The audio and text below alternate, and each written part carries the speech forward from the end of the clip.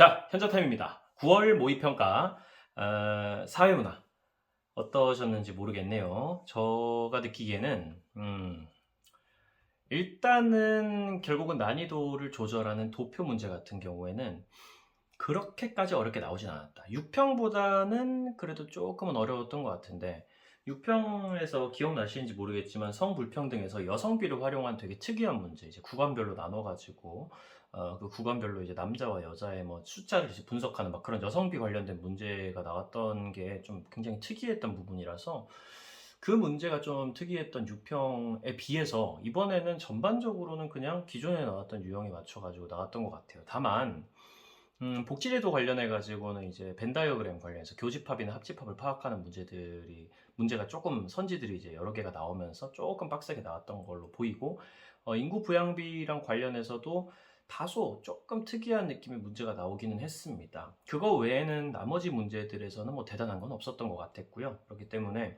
여러분들이 느끼기에도 6평보다 이제 조금은 어려웠는데 그렇다고 막 엄청 까다롭지는 않다라는 느낌 정도였지 않았을까라는 생각이 좀 들기는 하더라고요. 그런 맥락에서 또 1등급 커트라인이 한 47점 정도 나오는 걸로 봐서는 평가원이 난이도 조절에 굉장히 큰 성공을 거뒀다. 그렇기 때문에 아무래도 수능에서는 요거보다 이제 조금 더 어렵게 내면 딱 괜찮다고 아마 생각을 해가지고 평가원이 그런 식으로 문제를 내지 않을까. 도표 문제에서 갑자기 난이도를 확 올리거나 그럴 것 같지도 않아요. 지금의 구도로 보기에는. 일단은 한번 문제를 풀어보면서 얘기를 좀 구체적으로 해보죠. 1번 문제부터 풀어보도록 하겠습니다. 밑줄친 기억 릴과 같은 현상의 일반적인 특징에 대한 설명으로 옳은 것은 이 첫 번째 문제, 자연현상, 사회현상일 겁니다. 최근 기억 일부 약제의 부작용이, 약제가 그냥 약이라는 뜻이에요. 약제의 부작용이 남성에 비해 여성에게 더 많이 발생한다는 연구가 보고되었는데, 만약에 보고되었다까지 밑줄이 그어져 있으면 인간의 의지가 담긴 사회 문화 현상이겠지만, 그냥 부작용이라는 게 남자에 비해 여자에게 더 많이 발생한다, 이건 인간의 의도가 담겨 있는 얘기가 아니죠. 그렇기 때문에 이건 자연현상이라고 보시면 됩니다. 인간이 뭐 부작용을 더 많이 일부러 발생시키거나 이럴 수가 없으니까요. 그냥 인간의 의도가 개입되냐 개입되지 않았냐만 보고 판단하는 거죠. 약의 효능에 영향을 주는 특정 단백질이 여성에게 부족한 거, 이것도 마찬가지로 인간의 의지가 개입되지 않은 자연현상이겠습니다. 이에 대해 관련 분야 일부 전문가들은 신약 개발 과정에서 남녀 신체의 생물학적 차이를 무시하고 뭐 간주하고 그래서 해온 것이 문제라고 지적하고 있는데, 이 해온 사람들은 당연히 인간들이었을 겁니다. 의도가 들어갔겠죠. 그렇기 때문에 디귿과 리을은 각각 사회현상, 어떤 인간들이 의도를 가지고 무시하고 간주했을 것이기 때문에 라고 생각을 해주시면 되겠네요. 1번, 기억과 같은 현상은 니은과 같은 현상과 달리 몰가치적이다. 몰가치적인 건 자연현상의 특징이기 때문에 둘 다 자연현상이라서 가치로 바꿔주시는 게 맞고요. 사회현상은 가치 함축적이다 기억하시면 되고, 2번, 니은과 같은 자연현상은 디귿과 같은 사회현상과 달리 특수성이 나타난다 그랬는데, 오히려 특수성은 사회현상에서 나타나는 거죠. 자연현상에서는 보편성밖에 나타나지 않기 때문에 이렇게 보면 이제 특수성이 나타난다고, 위치를 바꿔줘야 맞는 선지가 된다라고 판단하시면 되겠습니다. 디귿과 같은 현상은 리을과 같은 현상과 달리 인과관계가 명확하다. 둘 다 지금 사회현상이잖아요. 사회현상은 둘 다 가치로 바꿔주셔야 되고, 두 번째로는 인과관계가 명확한 게 아니라 불명확하다로 바꿔주시는 게 당연히 맞겠네요. 4번, 기억 니은과 같은 현상은 디귿 리을과 같은 현상, 자연현상은 사회현상과 달리 확실성의 원리가 적용된다. 확실성이라는 거, 다른 말로 필연성이라는 거, 예외가 없이 100% 적용된다는 거, 이 표현으로 기억을 해두시면 되고요. 사회현상은 뭔가요? 자연현상의 확실성이라면 사회현상은 확률성이죠. 자연현상의 필연성이라면 사회현상은 개연성이고요. 그런 것들만 좀 기억을 해두시면 어쨌든 4번 선지가 맞았다는 건 쉽게 알 수 있습니다. 5번, 니은 디귿과 같은 현상은 기억 릴과 같은 현상. 자연사회를 묻고 자연사회를 묻고 이렇게 하면 안 되죠. 그렇죠? 어쨌든 무슨 현상은 무슨 현상과 존재법칙의 지배를 받는다 그랬는데, 존재법칙의 지배를 받는 건 자연현상이기 때문에 디귿이랑 기억이랑 요거 두 개의 위치를 바꿔주면 이제 맞는 선지가 되죠. 기억 니은과 디귿 리을은 존재법칙의 기억 니은은 디귿 리을과 달리 존재법칙의 지배를 받는다, 이렇게 표현하는 게 맞는 선지가 되겠습니다. 정답은 4번. 2번 문제 볼 건데요. 이 2번 문제가 이번에 조금 이제 어려웠다고 느끼시는 분들이 많은 것 같은데, 저 소신 발언 하나 하겠습니다. 이거 하나도 안 어려웠고요. 평소에 나오던 양적 연구 문제 이 정도면은 순하다. 게다가 평가원이 굉장히 특이한 선택을 하나 했는데, 보통 지금까지 요 이번에 나오던 문제들은 항상 양적 연구랑 관련된 문제였거든요. 근데 보시면 아시겠지만 질적 연구를 함께 끼워 넣어 가지고 문제를 만들었습니다. 거기다가 또 자료 수집법이랑 관련된 선지까지 같이 넣어 놨거든요. 평가원이 일종의 선언을 한 것으로 보여요. 우리가 지금까지 내던 방식으로 안 낼 수도 있다, 수능에서. 그렇기 때문에 우리는 좀 다른 방식으로 대비가 좀 필요하다는 생각을 할 수 있겠습니다. 일단은 보죠. 갑은 반려견 양육 경험이 반려견을 양육하는 사람의 주관적 행복에 미치는 영향을 파악하려고 했다. 이러니까 반려견 양육 경험이라는 게 미치는 영향, 미치는 주체가 되는 거니까 원인, 즉 독립 변수가 되고요. 반려견을 양육하는 사람의 주관적 행복감이라는 게 영향을 받는 대상, 그 결과가 되니까 종속 변수라고 보시면 되겠습니다. 이 영향을 파악하려고 가설을 설정했다라고 얘기하는 순간 요거는 일단 양적 연구가 되는 거죠. 여기 갑이 연구한 연구는요. 가설이 있으면 양적 연구니까 무조건. 갑은 반려견을 양육하고 있는 성인 500명을 대상으로 구조화된 질문지를 활용해 반려견을 키운 기간, 반려견과 같이 보내는 시간을 조사했다. 구조화된 질문지를 활용했다라고 지금 표현이 나와 있는 순간 질문지법을 활용한 양적 연구가 되겠고요. 반려견을 키운 기간, 그리고 요 보면 이제 성인 500명, 반려견을 양육하고 있는 성인 500명이 표본이 되겠습니다. 그렇죠? 표본. 그리고 사실 여기는 반려견을 양육하는 사람의 주관적인 행복감이라고 표현을 했기 때문에 이게 지금 정확히 말하면 종속 변수를 여기 쓰면 안 되겠네요. 여기다 써야겠네요. 주관적 행복감이 반려견을 양육하는 사람의 주관적 행복감이 종속 변수가 되는데 그 중에서도 이제 반려견을 양육하는 사람들이 모집단이 되는 거죠. 그렇죠? 이 사람들을 지금 관찰하려고 하는 거니까 이 묘집단이랑 표본 집단도 각자 나온 겁니다. 그래서 반려견을 키운 기간, 반려견과 같이 보내는 시간을 조사했다라고 지금 적혀 있는데 요게 지금 보면은 반려견을 키운 기간, 반려견과 같이 보내는 시간을 조사하고 우울감 정도 생활 만족도를 또 오덤 청도로 조사했다고 돼 있잖아요. 이거 지금 각각 개념의 절약적 정의를 해준 거죠. 반려견 양육 경험이란 건 굉장히 추상적이고 측정이 불가능한 수준이기 때문에 반려견을 키운 기간이랑 반려견과 같이 보내는 시간이라는 이름으로 반려견의 양육 경험을 구체화시킨 겁니다. 정확히 말하면. 그러면은 이게 지금 독립 변수에 대한 개념의 조작적 정의가 된다라고 볼 수 있겠죠. 독립 변수의 개조정 이렇게 개념의 조작적 정의라고 보시면 되겠고 우울감 정도, 생활 만족도 이런 것들이 아무래도 주관적 행복감이랑 관련된 얘기 아니겠습니까? 그러면 이거를 이제 종속 변수의 개조정이라고 보시면 되겠네요. 개념의 조작적 정의라고 보시면 되겠습니다. 5점 척도라는 이름으로 수치화도 딱 시켜줬고요. 갑은 수집한 자료를 통계 프로그램으로 분석해서 결론을 도출하는 양적 연구의 이 질문지법을 활용한 양적 연구의 전형적인 패턴이죠. 마지막엔 데이터를 분석해서 결론을 도출하는 것까지 했습니다. 한편 을은 현대인이 반려견 양육에 부여하는 의미를 잘 봐야죠. 그렇죠? 반려견 양육에 현대인이 부여하는 의미를 심층적으로 파악하려고 했다라는 표현이 나오는 순간 이거 질적 연구네 라는 느낌이 드셔야 됩니다. 이게 양적 연구는 인과관계를 계속 분석하려고 한다면은 질적 연구가 보려고 하는 게 이제 의미 부여 그리고 상황에 대한 해석, 상황 정의 뭐 혹은 해석 뭐 그 외에도 생활 세계에 대한 관찰 뭐 이런 것들을 하지 않습니까? 상상론이랑 좀 비슷하죠. 이를 위해 을은 반려견 양육 경험이 없는 사람들을 A집단, 반려견 양육 경험이 있는 사람들을 B집단으로 각각 10명씩 구분을 했네요. 그래서 뭔가 이걸 가지고 뭐 실험이라도 할 건가? 왜 나눠놨지? 라고 생각하는 순간 A집단에는 반려견을 키우지 않는 이유, 반려견 양육 의향 등에 대해서 반려견 키우는 사람들이니까 당연히 반려견 안 키우는 사람들이니까 A집단은 왜 안 키우냐? 반려견 양육을 해볼 생각은 있냐, 의향 이런 것들을 물어보면서 이 사람들의 의미를 한번 찾아보려고 하는 거죠. 이 사람들의 개인적인 생각이나 감정 같은 걸. B 집단은 반려견을 키우는 사람인데 반려견 양육 동기, 왜 키우게 됐냐, 반려견에게 느끼는 감정은 어떠냐 이런 것들을 직접 물어보면서 답변을 녹취했대요. 직접 물어보면서 답변을 녹취한 거는 면접법이잖아요. 그러니까 질적, 이거 양적이라고 적어야겠네요. 질문지법이랑 헷갈리니까. 질적 연구법이고 면접법을 활용한 질적 연구법이라고 생각을 하면 되겠죠. 을은 수집한 자료를 해석해서 결론을 도출했는데 이거 보면 집단을 나누는 이유가 뭐 실험을 하기 위함이 아니라 그냥 면접을 할 건데 그냥 반려견 양육 경험이 없는 사람들에 대해서 뭐 이거 물어보고 싶고 있는 사람들에 대해서 그냥 이거 물어보고 싶으니까 그냥 면접법을 통해서 집단을 나누는 거죠. 뭐 실험법에서 통제 집단, 실험 집단 이런 개념은 전혀 아니었습니다. 여기까지만 딱 보고 문제를 바로 풀어보면 될 것 같은데 어쨌든 뭐 여기서는 현대인이라는 집단이 모집단이 되고 반려견 양육 경험이 있는 사람 없는 사람 이렇게 10명 10명 해가지고 표본 집단이 되긴 하는데 사실은 뭐 그런 것들을 문제에서 물어본다면 이제 나중에 한번 체크해 보면 되겠죠. 일단은 양적 연구에서만 확실하게 정해놓고 넘어가도록 하겠습니다. 기억에서 독립 변수는 반려견 양육 경험의 유무이다라고 되어 있는데 기억에서 이 가설에서 반려견 양육 경험의 유무 이거 그냥 반려견 양육 경험의 독립 변수인 거 보고 유무인 맞다라고 해버린 친구들이 되게 많은 것 같은데 여러분 정신 차리십시오. 그러시면 안 됩니다. 분명히 개념의 조약적 정의가 어떻게 됐어요? 이 독립변수에 대해서. 이게 지금 개념의 조약적 정의가 이렇게 됐잖아요. 이게 되는 과정에서 어떻게 됐습니까? 반려견을 키운 기간이랑 반려견과 같이 보내는 시간을 조사하고 있잖아요. 이거는 단순히 양육 경험이 있냐 없냐에 관한 문제가 아니죠. 잘 보세요. 반려견을 키우는 기간, 같이 보내는 시간 이러면 지금 반려견을 양육하는 사람들한테 지금 물어본 거예요. 그리고 여기 표본 집단도 보세요. 뭐라고 돼 있어요? 반려견을 양육하고 있는 사람들한테 물어보잖아요. 그 유무라는 걸 가지고 원인을 찾아보겠다는 게 아닌 겁니다. 만약에 유무로 하려면은 반려견 양육을 안 하고 있는 사람들한테도 물어봤어야죠. 근데 그런 거 전혀 없지 않습니까? 애초에 모집단이 반려견을 양육하는 사람이었기 때문에 반려견 양육 경험이 있냐 없냐는 독립변수가 될 수가 없죠. 원인이 될 수가 없습니다. 반려견 키우는 사람 중에서 이 양육 경험이라는 독립변수는 구체화가 될 때 얼마나 키웠냐, 같이 보내는 시간은 얼마냐, 그거에 따라서 뭔가 이렇게 주관적 만족도가 어떻게 바뀌는지 보려고 한 거기 때문에 단순히 반려견 양육 경험의 유무라고 표현하면 안 되고, 이건 이제 반려견 양육의, 그래서 구체적으로 그냥 표현을 하자면 대충 이렇게 표현을 할 수는 있겠네요. 반려견 양육의 과정에서 키운 기간, 이 반려견을 키운 기간과 혹은 보내는 시간이 독립변수가 되는 거죠. 반려견과 보내는 시간이.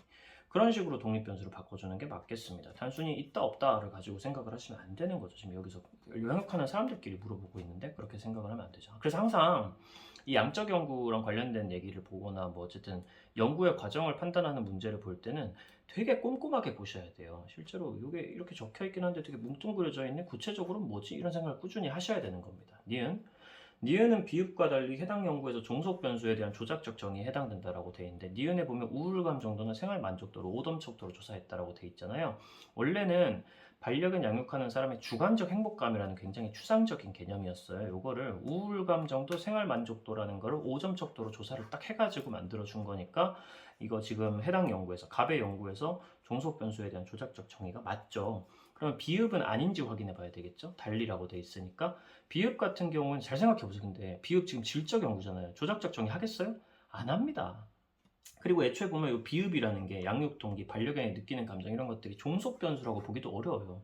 종속 변수가 있으려면 독립 변수도 있어야 되는데 이게 무슨 독립 변수와 종속 변수랑 관련된 얘기를 조사하려고 하는 연구 자체가 아니지 않습니까? 인과관계에 별로 관심이 없거든요. 질적 연구는 그냥 이 사람들의 감정, 생활 세계, 내면, 생각, 심층적인 부분들 그런 거를 관찰하려고 하는 거기 때문에 비읍 같은 경우는 종속 변수라고 이걸 확실하게 이거 딱 단정을 내려버리기도 힘들고 조작적 정의는 더더욱 안 한 거죠. 그렇기 때문에 비읍과 달리 종속 변수에 대한 조작적 정의에 해당된다. 비읍은 종속 변수도 아니고 조작적 정의라고 보기도 힘들다. 이렇게 해석하는 게 맞겠습니다. 그러니 니은은 맞는 선지가 되죠.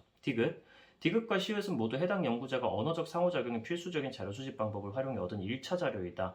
이거 보면 갑이나 을이나 둘 다 해당 연구자가 직접 조사를 했고요. 2차 자료 활용하지 않았죠. 문헌연구법은 사용한 적이 없습니다. 보시면 알겠지만. 그리고 디귿, 시읒에 각각 사용한 자료 수집 방법이 이 질문지법이랑 면접법에 해당이 되기 때문에 둘 다 해당 연구자가 언어적 상호작용의 필수적인 자료 수집 방법을 활용한 게 맞죠. 디귿 같은 경우가 이제 질문지법이고 시읒 같은 경우가 면접법에 지금 해당이 되는 거죠. 그러면 요거는 맞는 선지가 되겠습니다. 둘 다 언어적 상호작용이 필수적이다. 좀 기억을 하셔야 될 게 실험법이랑 참여관찰법은 언어적 상호작용이 필수적이지 않습니다. 다만 언어적 상호작용이 힘들 때 적합하다 이러면 참여관찰법만 해당되는 거예요. 왜냐하면 실험법은 언어적 상호작용이 필수적이지는 않지만 그러니까 말 안 통하는 사람한테도 실험을 할 수는 있지만 당연히 윤리적인 문제가 생깁니다. 그렇기 때문에 실험법은 언어적 상호작용이 통하지 않는 사람에게 적합하다 이런 식으로 표현할 수는 없다는 것 정도만 기억해 두시죠. 리을은 통제 집단, 미음은 실험 집단. 실험이 어디 있어요? 여기 지금 리을, 미음에 지금 실험이 어디 있습니까? 실험한 적이 한 번도 없죠. 그러니 실험 집단, 통제 집단이 있을 수도 없다라는 거 정리하면은 정답은 3번이 되겠습니다. 3번입니다. 저는 개인적으로 이 문제 약간 이의제기할 만하다고 봅니다. 제가 조금 이따가 또 간단하게 말씀을 드리겠지만 이게 깊이 말씀드리긴 시간이 좀 없어가지고 그런데 요거 있잖아요. 하위문화. 이거 사실 이 문제 제대로 만들려면 반문화가 아닌 하위문화로 고쳐가지고 쓰긴 해야 돼요. 이거 좀 제가 보기엔 좀 위험한 문제거든요. 일단 한번 봅시다. A는 한 사회의 구성원 대다수가 공유하는 문화이다 라는 진술은 거짓이다 라고 지금 했습니다. 그럼 확실한 건 뭐죠? A는 주류 문화는 아니에요. 한 사회의 구성원 대다수가 공유하는 문화가 주류 문화인데 A는 주류 문화다. 거짓이라 그러니까 A는 일단 주류 문화는 아니라는 거 A, B, C 적어가지고 맞춰볼 거고요. 한 사회에서 특정 지역의 문화는 C에 해당한다라는 진술은 참이다라고 지금 얘기를 했습니다. 한 사회에서 특정 지역의 문화라고 이렇게 표현하면은 뭐 여기에 딱히 일단은 주류 문화는 아니고 모든 지역에서 공유하는 문화가 주류 문화니까 반문화는 한 사회에서 특정 지역의 문화라는 표현만 가지고 그냥 반문화에 해당된다 이렇게 쓸 수 없죠. 그렇기 때문에 C는 지금 하위 문화라고 지금 표현이 돼 있는 거겠죠. 근데 A가 지금 주류 문화가 안 된다 그랬잖아요. 그럼 B가 주류 문화죠 뭐. 그리고 A가 반문화가 될 겁니다. A와 C의 총합으로는 B를 설명할 수 없다. 반문화와 그러니까 이게 문제라는 거예요. 반문화와 하위 문화의 총합으로 주류 문화를 설명할 수 없다라는 진술이 참이라고 해놨는데 엄밀히 말하면 반문화는 그냥 하위 문화에 포함되는 개념이기 때문에 이 문장은 하위 문화의 총합으로는 주류 문화를 설명할 수 없다 이렇게 표현이 돼야 되고요. 이거를 반문화와 반문화가 아닌 하위문화의 총합으로 B를 설명할 수 없다. 이런 식으로 해야지 좀 제대로 된 문장이 되지. 이 문장 자체가 좀 이상하다는 얘기였어요. 제가 말한 거는. 이게 단순히 하위문화가 되면 안 되고 반문화가 아닌 하위문화로 잡아줬어야 되지 않을까. 그리고 실제로 출제자도 그걸 의도를 하고 문제를 만든 것 같은데 좀 이상합니다. 평가원이 이게 보통 이렇게까지 문제를 이상하게 내지는 않는데 이상하네요. 1번 모든 A는 C에 해당된다. 모든 반문화는 하위문화다. 이거 너무 당연한 얘기 아니겠습니까? 하위문화의 하위 범주에 이제 반문화가 있는 거죠. 벤 다이어그램으로 간단히 그려보자면 이런 느낌이라고 생각을 하시면 되겠습니다. 세상에 존재하는 모든 문화를 이렇게 벤 다이어그램으로 표현한다고 했을 때 반으로 뚝 나눠가지고 주류 문화들이 있고요. 대다수 구성원들이 공유하는 문화들이 있고 하위 문화들이 있습니다. 특정 지역이나 특정 공동체의 사람들만 즐기는 문화가 있어요. 하위 문화를 둘로 뚝 나눠가지고 반문화가 아닌 하위 문화가 있는 거고요. 그리고 그냥 반문화가 있는 겁니다. 그러니 반문화는 하위 문화 안에 포함이 돼 있죠. 그걸 항상 기억을 하고 문제를 푸셔야 된다는 거. 2번 주류 문화는 한 사회 내에서 반문화와 양립할 수 없다. 양립할 수 있어요. 우리 사회에 막 저항한 우리 지배 집단에 막 저항해가지고 저항과 거부와 도전의 어떤 특성을 나타내는 반문화와 주류 문화는 당연히 같이 있을 수 있습니다.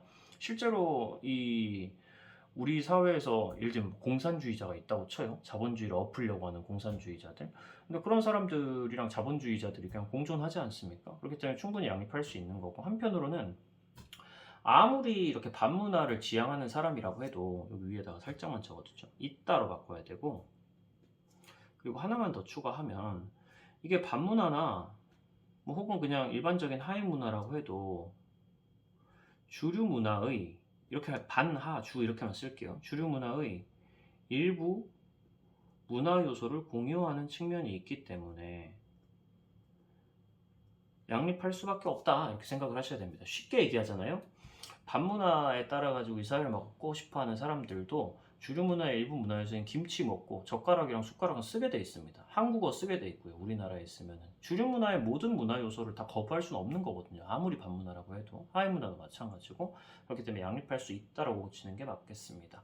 3번 C는 A와 달리 주류 집단에게 일탈로 규정되기도 한다. 하위 문화는 반문화와 달리 주류 집단에게 일탈로 규정된다고 했는데 하위 문화든 반문화든 반문화 넓게 보면 하위 문화에 포함되는 거라서 이 문장도 좀 이상하지만 둘 다 그냥 주류 집단에게 일탈로 규정될 수 있어요. 굳이 반문화의 성격이 없는 하위 문화라고 해도요.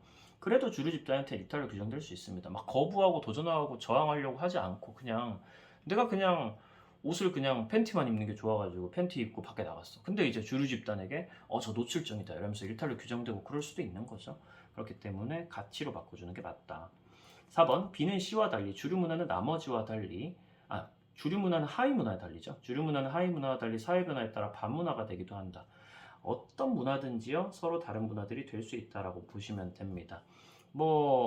그리고 사실은 이게 좀 이상하죠. B는 C와 달리 사회 변화에 따라 A가 되기도 한다 이렇게 표현하는데 주류 문화는 사회 변화에 따라 반문화가 되기도 한다 이거 맞다치고 하위 문화는 사회 변화에 따라 반문화가 되기도 한다 이 문장도 지금 이상하죠. 하위 문화 안에 반문화가 있는 건데 그럼 하위 문화가 반문화가 되면 하위 문화가 아니게 됩니까? 그런 것도 아닌데 이런 표현들을 쓴다는 것 자체가 그냥 이상해요. 이거 실제로 반문화가 아닌 하위 문화로 고쳐야지 이게 깔끔하게 딱 떨어지거든요. 제가 보기엔 이거 평가원이 명백하게 실수한 것 같아 보입니다. 어찌됐든 반문화에서 반문화가 아닌 하위 문화로 가든 여기서 여기로 가든 여기서 여기로 가든 A, B, C는 서로 시간과 장소에 따라 가지고 얼마든지 범주가 바뀔 수 있다고 항상 기억을 해주시면 되겠습니다.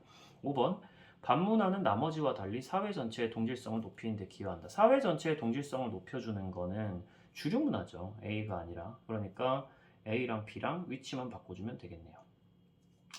그리고 하나만 더 기억을 하실 게 꼭 이런 표현 있잖아요. 해당 문화를 공유하는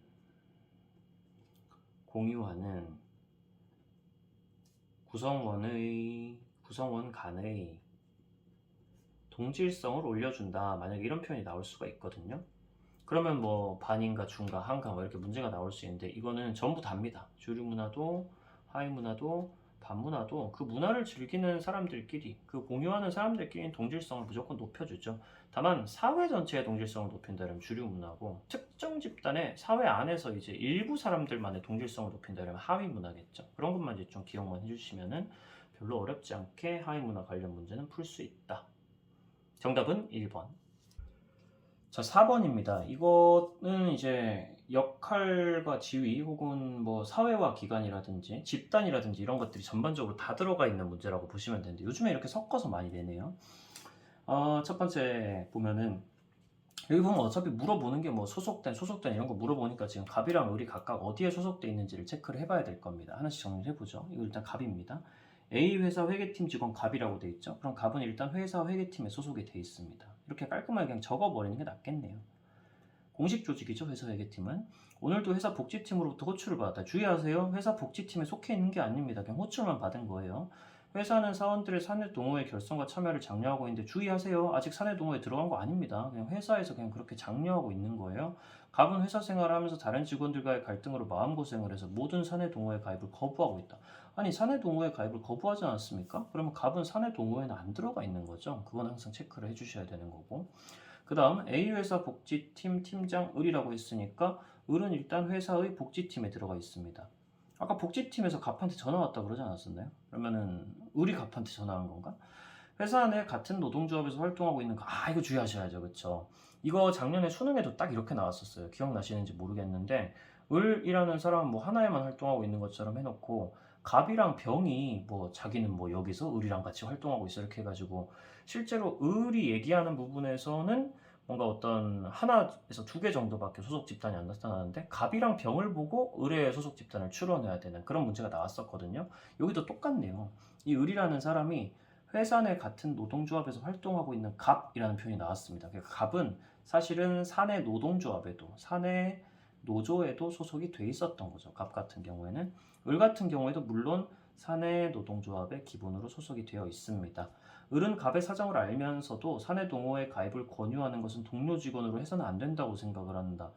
뭐 여기까지 뭐 어디 소속돼 있는지 안 나와 있고 직원들의 사내 동호회 참여를 높이란 경영진의 지시가 있어 갑에게 자신이 활동 중인 자기가 활동 중이라고 을이 회사 내 사진 동호회라는 데가 있으니까 그러면 사내 동호회에도 가입을 해서 활동을 하고 있네요. 을 같은 경우는 이 정도면 이제 대충 됐네요. 기억 보면은 갑의 역할 갈등과 을의 역할 갈등이 나타나 있다라고 지금 돼 있는데 여기 보면은 갑은 이제 갈등이란 표현이 나와 있고 을 같은 경우는 이제 고민이란 표현이 나와 있어가지고 역할 갈등으로 이제 뭐 낚든지 아니면 실제 역할 갈등이든지 근거로 추론할 수 있는 단어들이 나와 있는데 일단은 갑 같은 경우에 먼저 보면은 역할 갈등인지 아닌지 역할 갈등은 역시 두 개 이상의 역할이 존재하고 그 역할을 동시에 만족시킬 수가 없고 그렇기 때문에 고민을 하는 상황을 역할 갈등이라고 부르지 않겠습니까? 그런 상황이 있는지 보면 되겠죠? 사내 동호회 결성과 참여를 회사가 장려하고 있는데 갑은 회사 생활하면서 다른 직원들과 갈등을 했대잖아요. 자기가 지금 혼자 고민하고 있는 게 아니라 다른 사람이랑 싸운 거잖아요. 그래서 거부하고 있잖아요. 가입을. 이런 건 역할 갈등이 전혀 아니죠. 그냥 타인과의 갈등인 거죠. 그러니 기억선 지금 바로 틀렸네요. 을도 한 번만 확인을 해볼까요?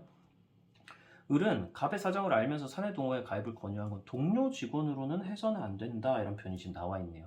그러니까 을은 갑의 동료 직원이라는 사회적인 지위가 있기 때문에 거기서 동료 직원으로서 해서는 안 되는 행동, 그러니까 갑의 동료의 사정을 알면서도 너무 강제로 뭔가에 가입을 권유하는 행동을 해서는 안 된다라는 역할이 부여돼 있다고 일단 스스로 생각을 하고 있는 겁니다. 근데 한편으로는 직원들의 사내 동호회 참여율을 높이라는 경영진의 지시도 있어요. 이 사람은 팀장이기도 하잖아요. 그러니까 회사에 복종도 해야 됩니다. 역할로서.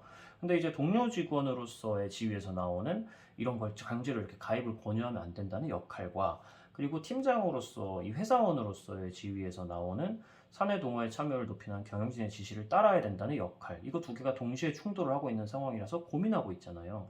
그래서 어떻게라도 좀 해볼까 뭐 이렇게 하면서 막 고민을 지금 하고 있는 상황인데 이거라도 해야 될까 저거라도 해야 될까 뭐 이런 생각을 지금 하고 있는 건데 이런 건 이제 그래도 역할 갈등이라고 봐줄 수는 있죠. 하지만 갑이 틀려서 어쨌든 틀린 선지다. 니은 갑과 을이 모두 소속된 자발적 결사체 한 개가 나타나 있다라고 되어 있는데 사내 노동조합 있었잖아요. 그렇죠? 요거 자발적 결사체이자 공식 조직이었던 거 기억나시죠? 그럼 자발적 결사체 한 개 있는 거 맞고 갑과 을이 모두 소속된 공식적 사회화 기관 둘이 같이 소속돼 있는 거 회사랑 노조밖에 없는데 그 중에 공식적 사회화 기관은 전혀 없습니다. 사실은 이 글 자체에 공식적 사회화 기관, 그러니까 교육을 목적으로 한 학원이나 학교나 이런 건 하나도 안 나타나 있기도 하고요. 리을, 갑이 소속된 공식 조직과 을이 소속된 비공식 조직이 나타나 있다. 갑이 소속되어 있는 공식 조직 있나요? 회사, 회계팀도 사내 노동조합도 다 공식 조직이죠. 을이 소속된 비공식 조직 있나요? 사내 동호회가 비공식 조직이었습니다. 그러니 맞는 선지네요. 정답은 4번 니은 리을. 갑이 소속된 공식 조직은 회사, 그리고 회사 안에 있는 회계팀, 엄밀히 말하면 이렇게 크게 3개라고 볼 수 있습니다. 그리고 노조까지. 회사도 공식 조직이고요. 회사 안에 회계팀도 공식 조직 안에 들어있는 또 다른 공식 조직이고요. 그리고 사내 노동조합도 공식 조직이자 자발적 결사체라고 보시면 되겠습니다. 을이 소속된 비공식 조직은 물론 사내 동호회였고요. 노조는 비공식 조직 아닙니다. 참고로. 그거 착각하시면 안 돼요. 이렇게 딱 하면은 4번이 정답이 되겠네요.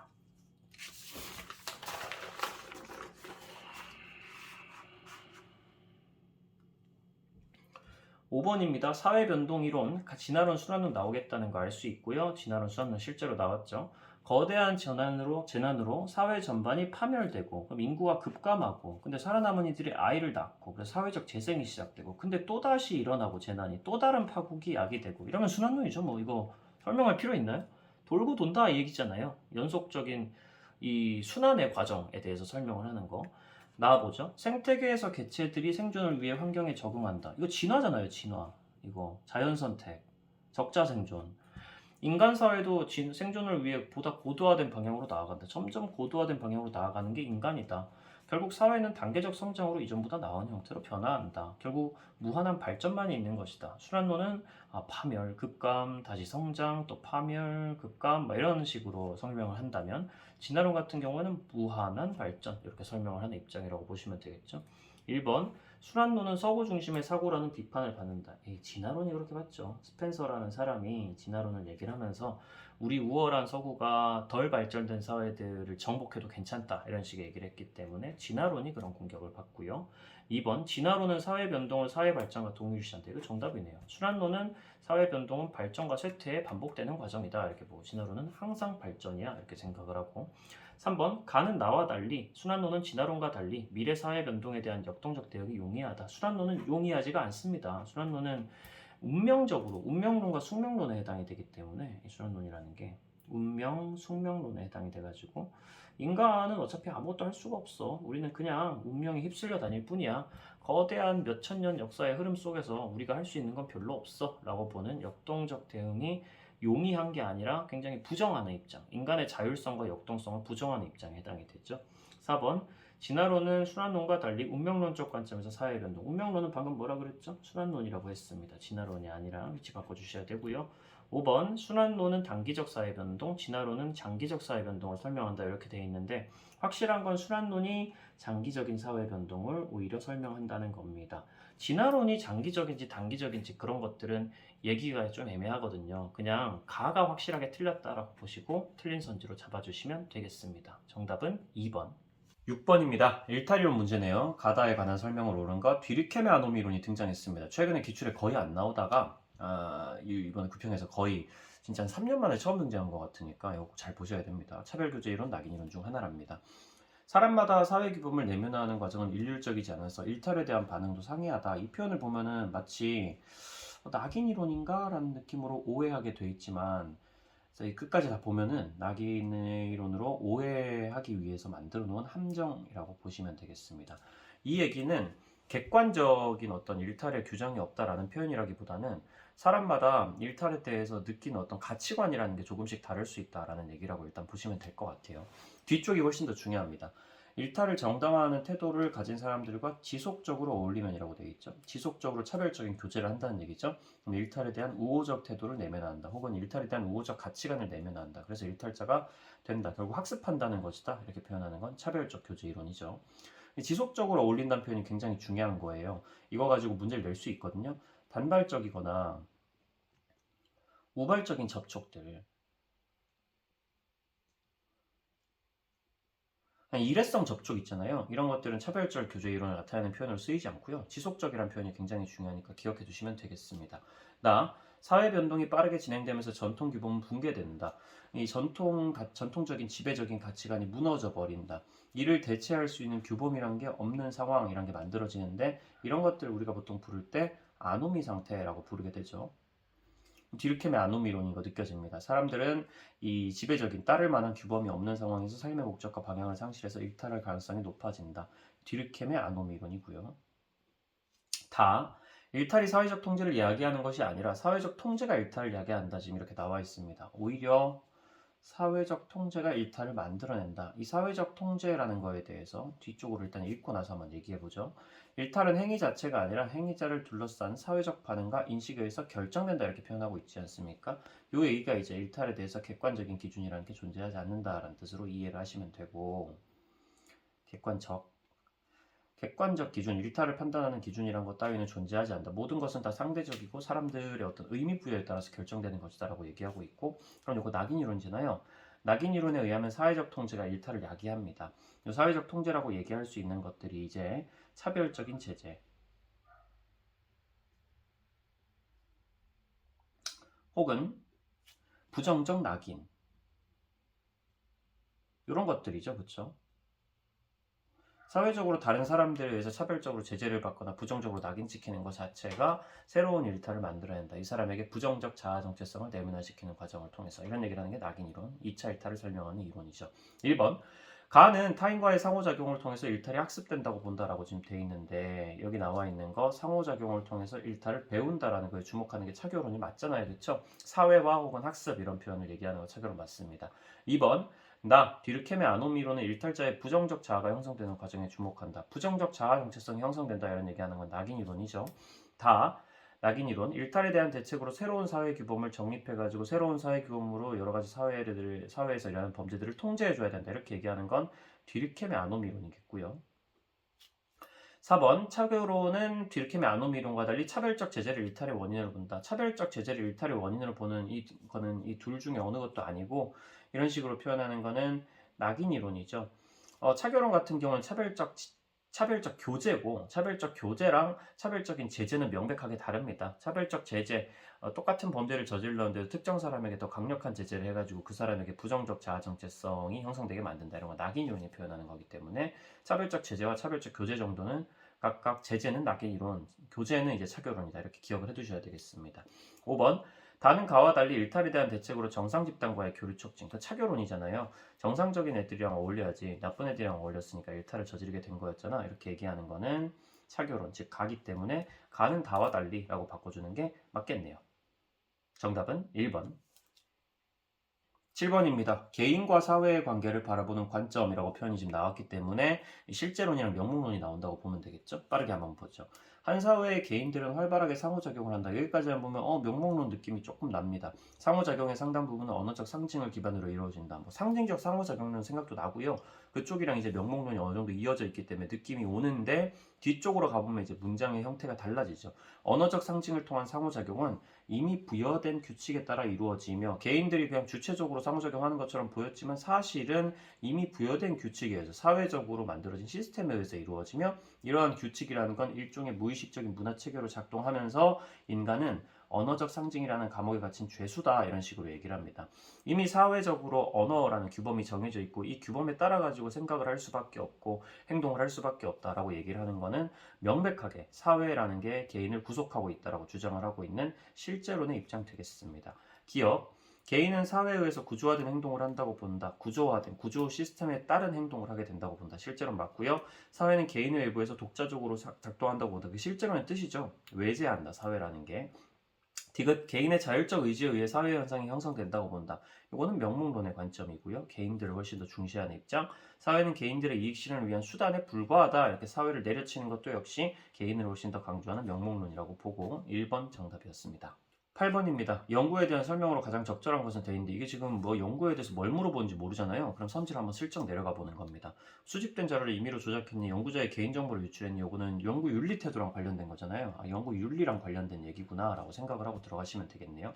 갑은 온라인 수업에 나타난 교사와 학생 간 상호작용을 주제로 연구를 수행하려고 수도권 소재 3개 초등학교 교사와 학생들을 연구 대상자로 선정하였다라고 지금 돼 있는데, 수도권 소재 3개 초등학교의 교사와 학생들만 연구 대상자로 선정을 하면은 이게 과연 교사와 학생이라는 일반적인 집단들을 대표할 수 있을까요? 그렇다고 보기가 조금 힘들죠. 일단 대표성이라는 걸 만족시키기는 좀 힘든 겁니다. 물론 이게 꼭 직접적으로 윤리와 관련된 얘기는 아니지만 이 정도는 체크하고 갈 수 있겠죠. 갑은 수업 담당 교사의 동의를 얻었대요.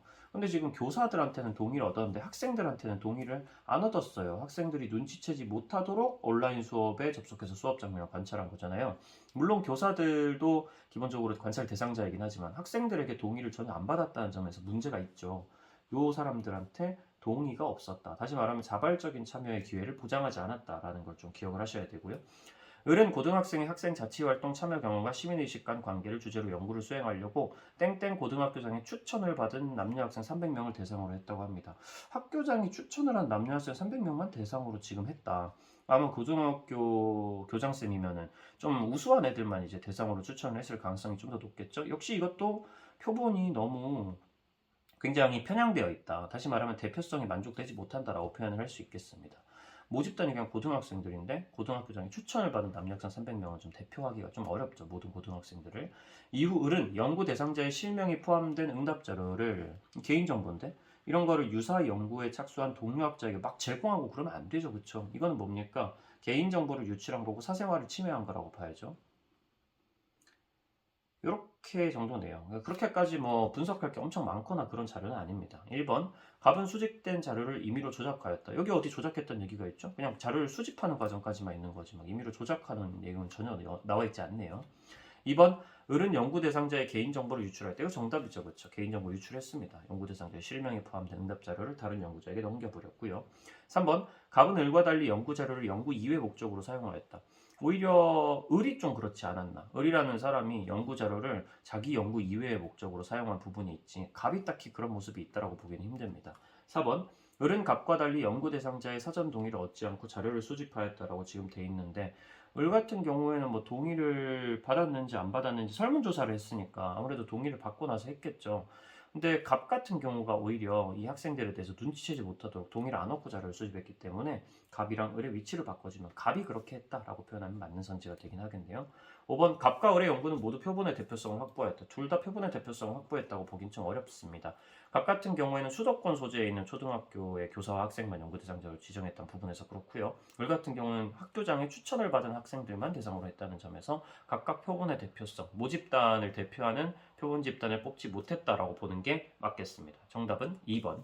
9번입니다. A, B는 각각 절대적 빈곤, 상대 빈곤 중 하나래요. 빈곤의 유형 A, B를 구분한 것인데 자료 1은 A, B의 의미를 나타낸 것, 자료 2는 A, B의 특징을 연결한 것. B에 보면은 한 사회에서 전반적으로 구성원들이 일반적으로 누리는 생활 수준에 필요한 소득이 부족하다 이러면 다른 사람들이 일반적으로 누리는 생활 수준이랑 비교한다는 얘기잖아요. 그건 바로 상대 빈곤 되겠습니다. 상대 빈곤, 절대 빈곤 중 하나라고 했으니까 그럼 A가 절대 빈곤이겠네요. 여기도 적어두죠. 절대 빈곤, 상대 빈곤 이렇게. 1번, 절대 빈곤에 속하지 않는 가구는 상대 빈곤에 속할 수 없다. 속할 수 있죠. 이렇게 소득 분포표를 그려봤을 때 절대 빈곤에 속하는 가구가 요만큼 있고 상대 빈곤에 속하는 가구가 요만큼 있으면 절대 빈곤에 속하지 않아도 상대 빈곤에 속하는 요만큼의 가구들이 있다고 볼 수 있기 때문에 속할 수 있다라고 보시는 게 맞겠습니다. 물론 반대도 가능합니다. 2번, 기억에는 개인이 주관적으로 빈곤하다고 인식하는 상태가 들어갈 수 있다. 기억에는 절대 빈곤에는 개인이 주관적으로 빈곤하다고 인식하는 상태? 주관적으로 빈곤하다고 인식하는 상태는 주관적 빈곤이잖아요. 절대 빈곤과 상대 빈곤 둘 다 객관적 빈곤이기 때문에 여기서 주관적 빈곤이라고 표현하는 것은 기억에 해당이 되지 않는다라고 보시면 되겠네요. 3번, 가에는 A만의 특징, 절대 빈곤만의 특징이 들어가야 되는데 소득 수준이 높은 국가에서도 나타날 수 있다는 건 절대 빈곤의 특징이긴 하지만 절대 빈곤만의 특징은 아니죠. 위치를 나로 바꿔야죠. 나로 바꿔야 됩니다. 상대 빈곤이든 절대 빈곤이든 소득 수준이 높은 국가에서 충분히 나타날 수 있다라고 기억을 하시고 소득 수준이 높은 국가에서도 분명히 절대 빈곤은 정말 의식주가 부족한 상태에 해당되는 사람들이 소수나마 존재할 수 있고 상대 빈곤은 소득 수준이 높은 국가에서 되게 많이 나타나요. 보통은 소득 수준이 높을수록 이 선진국이라는 뜻인데 특히 개발도상국에서 선진국이 막된 경우에 급격한 성장을 이룬 경우에 소득 불평등이 많이 나타나는 케이스 때문에 상대 빈곤이 굉장히 많이 나타나는 경우도 충분히 생길 수 있기 때문에 둘 다 소득 수준이 높은 국가에서 나타날 수 있다고 보시는 게 맞겠습니다. 꼭 기억해야 될 선지. 4번 나에는 공통점인데 우리나라에서 객관화된 기준에 의해 규정된다. 이거 맞죠? 둘 다 객관적인 빈곤이다. 상대 빈곤이든 절대 빈곤이든 나름대로 이 객관적으로 빈곤한지 아닌지를 측정할 수 있는 선이라는 개념이 존재한다. 절대 빈곤 같은 경우 그게 최저생계비고 상대 빈곤 같은 경우는 중위소득의 50%가 되겠죠. 5번 다에는 상대적 박탈감을 유발할 수 있다, 들어갈 수 있다고 되어 있는데 이것도 위치를 나로 바꿔줘야 맞겠습니다. 상대적 박탈감은 절대 빈곤 정말 의식주가 없는 상황에서도 혹은 다른 사람보다 일반적인 소득이 부족한 상황에서도 발생할 수 있어요. 상대 빈곤은 기본적으로 비교하는 개념이니까 당연히 상대적으로 뭔가 뺏긴 것 같은 느낌, 열등감 이런 걸 유발할 수 있고요. 절대 빈곤의 입장에서도 내가 의식주를 먹을 정도의 제대로 의식주를 누릴 정도의 소득이 부족한데 옆에 친구는 그 정도 소득이 돼. 그럼 상대적으로 박탈감이 유발될 수 있잖아요. 그렇기 때문에 둘 다 상대적 박탈감을 유발할 수 있다라고 기억을 해두시는 게 맞겠습니다. 정답은 4번. 10번 문제입니다. 솔직히 굉장히 쉬웠죠. 성불평등 문제가 요즘에는 그렇게까지 어렵게 안 나오는 느낌이에요. 유평에서 좀 어렵긴 했는데 여성비 관련 문제가 그래도 이번에는 굉장히 평이하게 나온 편이다. 아무래도 수능에도 그렇게까지 안 어렵게 나오지 않을까. 단순하게 뭐 증가를 비교하고 여기 나와 있는 표를 해석하는 수준에 그치는 문제였습니다. 가는 맞벌이 부부가 일일 평균 가사 노동 시간을 가지는 거 이제 여성 남성으로 나눠가지고 구분을 하고 있고요. 이거 헷갈리겠죠. 이거 색깔 때문에. 그러니까 남녀라고 이렇게 적어줍시다. 자음만. 남녀 이렇게 적어두면은요 실제로 훨씬 덜 헷갈리거든요. 이렇게 좀 체크를 해가지고 적어두시고 이 남자와 여자의 평균 가사노동 시간을 비교해가지고 남성보다 여성이 압도적으로 많이 일하고 있는 부분에 대해서 불평등을 얘기하고 있는 걸로 보이고요. 나는 정규직 월평균 임금을 얘기하는 거고 여기서 남자가 좀 더 높은 모습을 보이네요. 이런 걸 통한 불평등. 고위공직자 수를 성별에 따라 나타낸 다 같은 경우에도 남자가 압도적으로 많은 걸 보여줘서 불평등이 둘 다 나타나고 있는 걸 볼 수 있습니다. 1번 가는 각국에서 성별 가사 분담의 격차가 가사를 분담하는 시간, 가사 노동 시간이랑 연결돼 있겠죠. 그 격차가 심화되었다는 주장의 근거로 활용될 수 있다라고 지금 돼 있는데 지금 보면 60시간이랑 60분이랑 180분 차이가 지금 나다가 거의 3배 차이가 났죠. 근데 지금 80분에서 160분 차이니까 2배 차이로 줄어든 거잖아요. 실제로 절대적인 격차도 120분에서 80분으로 줄었고요. 그러면 심화됐다라고 볼 수가 없죠. 성별 가사 분담의 격차가 약화되었고요. 분명히 완화된 부분을 보입니다. 라고 답변을 하는 게 맞겠네요. 2번 가에서 맞벌이 부부 중 여성의 일일 평균 가사 노동 시간 대비 맞벌이 부부 중 남성의 일일 평균 가사 노동 시간은 대비라는 표현이 지금 들어가 있고 이거에 대해서 비율을 지금 물어보고 있는 것이기 때문에 맞벌이 부부 중 여성의 일일 평균 가사 노동 시간 분의 맞벌이 부부 중 남성의 일일 평균 가사 노동 시간 이거 비율을 만들어 가지고 그냥 비교를 해보면 되겠네요. 2010년, 2020년 여기서 평균 가사 노동 시간을 여자분의 남자로 지금 하라는 얘기니까 전자를 분모로 후자를 분자로 놓겠습니다. 2010년 같은 경우에는 결국은 여자분의 남자 180분의 60이 되고요. 그럼 3분의 1이네요. 2020년 같은 경우는 160분의 80 그러니까 2분의 1이네요. 3분의 1이 2분의 1이 1.5배이다. 2분의 3배이다. 이렇게 표현을 할 수가 없죠. 3분의 1이 2분의 1에 보다 작은데 어떻게 1.5배가 될 수가 있겠습니까? 이거는 사실은 위치를 바꿔주면 맞긴 하거든요. 2분의 1 곱하기 2분의 3을 하면은 실제로 3분의 1이 위치 바꿔서 반대입니다. 죄송합니다. 3분의 1에 1.5배를 하면은 2분의 1이 된다. 이렇게 표현이 나오기 때문에 2010년이랑 2020년의 위치를 바꿔주면 이제 맞는 선지가 되기는 하겠습니다. 3번 나에서 2010년 대비 2020년의 남성 정규직 월평균 임금 상승률과 여성 정규직 월평균 임금 상승률은 동일하다라고 지금 표현을 했어요. 상승률 문제가 나오면요. 이 분수가 있을 때 분모가 있고 분자가 있을 때 이건 이제 직접 이 문제랑 연결이 돼 있는 얘기는 아닙니다. 만약에 이 분수가 증가했다면 혹은 이 비율이 증가했다면 분자의 증가율이 혹은 상승률이 분모의 증가율보다 더 높았던 것이다. 만약에 분수가 작아졌다면 분모의 증가율이 더 높았던 것이다. 이 원리를 가지고 문제로 나올 수 있는데요. 사실 이 문제에서는 그런 걸 그냥 물어보진 않았고 여기 있는 표를 보고 그냥 그대로 계산하면 되는 문제긴 합니다. 2010년에서 2020년 갈 때 남성 정규직 월평균 임금 보면은 남성은 3,000에서 3,500이 됐거든요. 원래 증가율 구할 때 어떻게 구하죠? 변하기 전의 값 3,000분의 요로 갈 때의 변화량 500, 3,000분의 500 그냥 하면 된단 말이죠. 요거 곱하기 100을 해주면 그냥 상승률 퍼센트가 나오는 거고요. 여성 정규직 월평균 임금 상승률은 2,500분의 500이네요. 근데 분자는 똑같은데 분모는 기준값이 여성이 더 낮기 때문에. 그러면 지금 여성의 임금 상승률은 5분의 1 곱하기 100, 20%, 남성의 상승률은 6분의 1 곱하기 100 이렇게 되는 거니까 여성 정규직 월평균 임금 상승률이 더 큰 거죠. 동일한 게 아니라 이쪽이 더 큰 겁니다. 남성보다. 그렇게 되는 거라서 틀린 선지. 4번.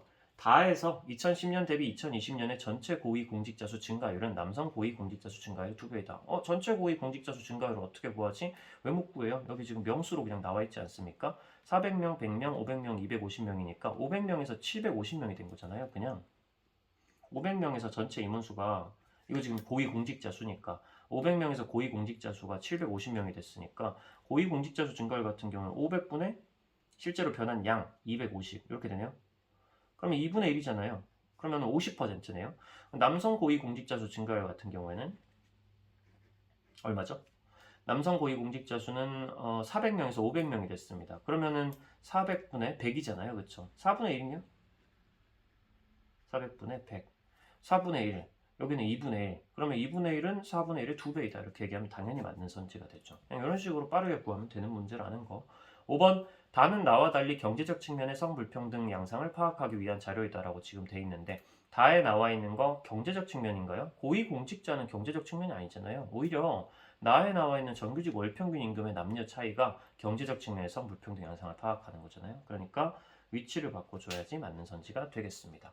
그렇게까지 어렵진 않았던 것 같아요. 다만 수능에서는 제가 생각하기엔 수능에서는 요거 기반으로 나옵니다. 그래서 제가 지금 요즘에 문제도 만들고 있긴 한데 요 정규직 월평균 임금 같은 거에다가 이제 정규직의 남성, 여성 숫자까지 알려줘가지고 가중평균으로 구하는 문제 그런 것들이 좀 나올 수도 있지 않을까 이런 막대 그래프 형태를 이렇게 만들어가지고 그런 것들만 조금 주의하시고 기출 문제들 좀 열심히 풀어보세요. 꾸준히 다양한 성불평등 문제를 최대한 많이 풀어보는 게 중요합니다. 11번입니다. 관료제 탈관료제 문제가 6평에서 나왔었는데 또 나왔죠? 좀 특이합니다. 그쵸? 최근에는 거의 안 나오고 있었는데 A는 단순 반복적 업무 수행으로 인해 저하되는 구성원의 자율성 보통 관료제에서 이런 현상이 나타나는데 이런 구성원들의 자율성을 높이기 위한 방안으로 제시가 되었다라고 얘기를 하네요. 이거 탈관료제죠 뭐 그러면 급변하는 사회, 정보화 사회에 대응하기 위해서 유연한 조직이 필요했기 때문에 경직됐던 관료제 조직을 유연하게 운영하는 원리를 적용했다. 탈관료제입니다. B는 정부의 행정조직 운영에서 자의성을 줄일 수 있는 방안으로 이것 좀 기억하시는 게 좋아요. B는 당연히 관료제일 텐데 관료제는 자기 마음대로 결정할 수 있는 그런 특성을 조직에서 많이 줄여주는 거기도 하죠. 뭘 바탕으로 그렇게 할 수 있습니까? 매뉴얼을 통해서 그렇게 하죠. 완벽하게 구체화된 업무 시스템 혹은 업무 절차 이런 것들을 만들어가지고 자의적인 판단을 없애주는 거죠. 그냥 철저하게 매뉴얼대로 해라. 공동의 문제를 해결하기 위해 대규모의 조직을 합리적으로 운영하는 원리를 적용했어. 뭐 군대라든지 정부라든지 이런 데서 이 원리 혹은 소위 하향식 의사결정이라고 부르는 상명하복의 그런 원리를 도입하고 한편은 여러 가지 관료제가 가지고 있는 특징을 도입을 해가지고 이 기업들을 효율적으로 운영하기 위해서 일반적으로 표현되는 게 관료제라고 볼 수 있죠. 1번 탈관료제는 관료제에 비해서 과업수행 절차의 예측 가능성이 높다. 예측 가능성이 높은 건 관료제예요. 위치가 바뀌어야 됩니다. 예측 가능성이 높다는 게 무슨 말이냐면요. 관료제는 시대가 그렇게 빠르게 변화하지 않는 그 타이밍에 어떤 나왔던 기업의 운영 방식이기 때문에 관료제 같은 경우에는 매뉴얼을 한번 제대로 만들어 놓잖아요. 그럼 그런 것들이 굳이 바뀔 이유가 없습니다. 그렇기 때문에 내가 이틀 뒤에 뭐라고 있을지 그런 것들에 대한 예측 가능성 내가 1년 뒤에 뭐라고 있을까? 내가 과장이 되면 뭐라고 있을까? 저기 지금 앉아있는 과장이 하는 거랑 똑같은 일을 하고 있겠지. 이틀 뒤엔 뭐라고 했을까? 내가 지금 하는 대로 나사 돌리는 작업을 하고 있겠지. 이런 식으로 과업수행 절차의 예측 가능성이 관료제는 압도적으로 높아요. 다시 말하면 매뉴얼이 잘 안 바뀝니다. 탈관료제 같은 경우에는 매뉴얼이 거의 없기도 하고 있다 손 치더라도 엄청 빠르게 바뀌는 거죠. 정보화 사회, 다품종 소량 생산 사회에 적용하기 위해서. 그렇기 때문에 틀린 선지. 2번 탈관료제는 관료제와 달리 공식적 규약과 절차에 의해 구성원을 통제한다. 이거 중요한 선지입니다. 이거 꼭 기억하셔야 됩니다. 공식적 규약과 절차에 의해서 구성원을 통제하는 건요. 공식 조직의 특징이고요. 공식 조직의 특징은 이 둘 다에 해당됩니다. 둘 다 공식 조직이기 때문이에요. 공식 조직을 운영하는 원리로서 탈관료제랑 관료제가 제시되는 거고요. 여러분들 꼭 개념책 펼치셔가지고 공식 조직의 특징들 외워두십시오. 이 탈관료제랑 관료제 같은 경우는 공통점으로 그냥 공식 조직의 특징을 내버릴 수가 있어요. 예를 들면 분업이 이루어진다 뭐 이런 표현들. 둘 다 분업이 이루어지긴 합니다. 다만 관료제가 훨씬 더 세분화 전문화된 분업을 할 뿐이죠. 그리고 탈관료제는 이제 분권화를 할 뿐이죠. 탈관료제는 이제 권력을 나눠주고 A랑 B나 둘 다 분업 시스템은 있다. 이런 거 공식 조직의 특징이기 때문에 공통점으로 나올 수 있어서 좀 주의하셔야 됩니다. 공식적 규약과 절차에 의해 구성원을 통제하는 2차 집단인 것도 공식 조직의 특징이기 때문에 이렇게 공통점으로 나온 거고요. 3번 관료제는 탈관료제에 비해 업무의 표준화와 세분화를 중시한다. 이거 맞죠? 업무라는 걸 표준화시킨다, 매뉴얼화시킨다, 혹은 세분화시켜가지고 분업을 훨씬 더 빡세게 세밀한 분업을 중시한다 이렇게 얘기하는 건 관료제만의 특징이 맞습니다. 탈관료제는 상대적으로 매뉴얼이 약해지고요. 한편으론 업무를 그렇게 빡세게 세분화시키지도 않는 특징을 가진다고 보시면 되고요. 4번 관료제는 탈관료제와 달리 상향식이 아니라 하향식으로 바꿔야 되는 거죠. 상명하복이라 그래가지고 피라미드 형태의 조직에서 아래로 내려가는 형태의 지시만 이루어진다라고 관료제를 기억하시고 탈관료제가 오히려 상향식이나 혹은 쌍방향식 이런 의사결정 방식이 지배적이다. 이거 기억하시면 되겠습니다. 5번 연공서열에 따른 보상이 탈관료제, 성과에 따른 보상이 관료제 이렇게 되어 있는데 위치 바뀌어야죠. 연공서열이 오히려 관료제고요. 성과에 따른 보상은 탈관료제에 해당이 됩니다. 요거는 그냥 외워두시면 되는 거죠. 기본적으로. 정답은 3번이 됩니다. 12번입니다. 그림은 문화변동 요인을 분류한 것이다. AD에 대한 설명으로 오른 것은 각각 발명, 발견, 직접전파, 자극전파 이렇게 해가지고 문화변동의 요인들에 대해서 물어보는 문제로 보이네요. 문화변동의 내재적 요인에 해당되는가 라고 하면 B랑 D가 지금 이쪽으로 가 있는데 여기 발견, 발명 두 개 들어가 있을 거고요. 존재하지 않았던 걸 새롭게 만들어내었는가 라고 얘기하면 여기 자극전파랑 발명이 들어가겠죠. 자극전파도 넓게 보면 발명의 한 종류, 뭔가를 무형의 아이디어를 외부에서 받아와가지고 새로운 걸 발명한 거라고 기억을 하고 계시면 됩니다. 근데 지금 보면 여기 두 개가 지금 겹쳐 있잖아요. 여기는 발견, 발명, 혹은 여기는 자극전파 혹은 발명 이렇게 들어가는데 겹치는 D가 당연히 발명이 되겠습니다.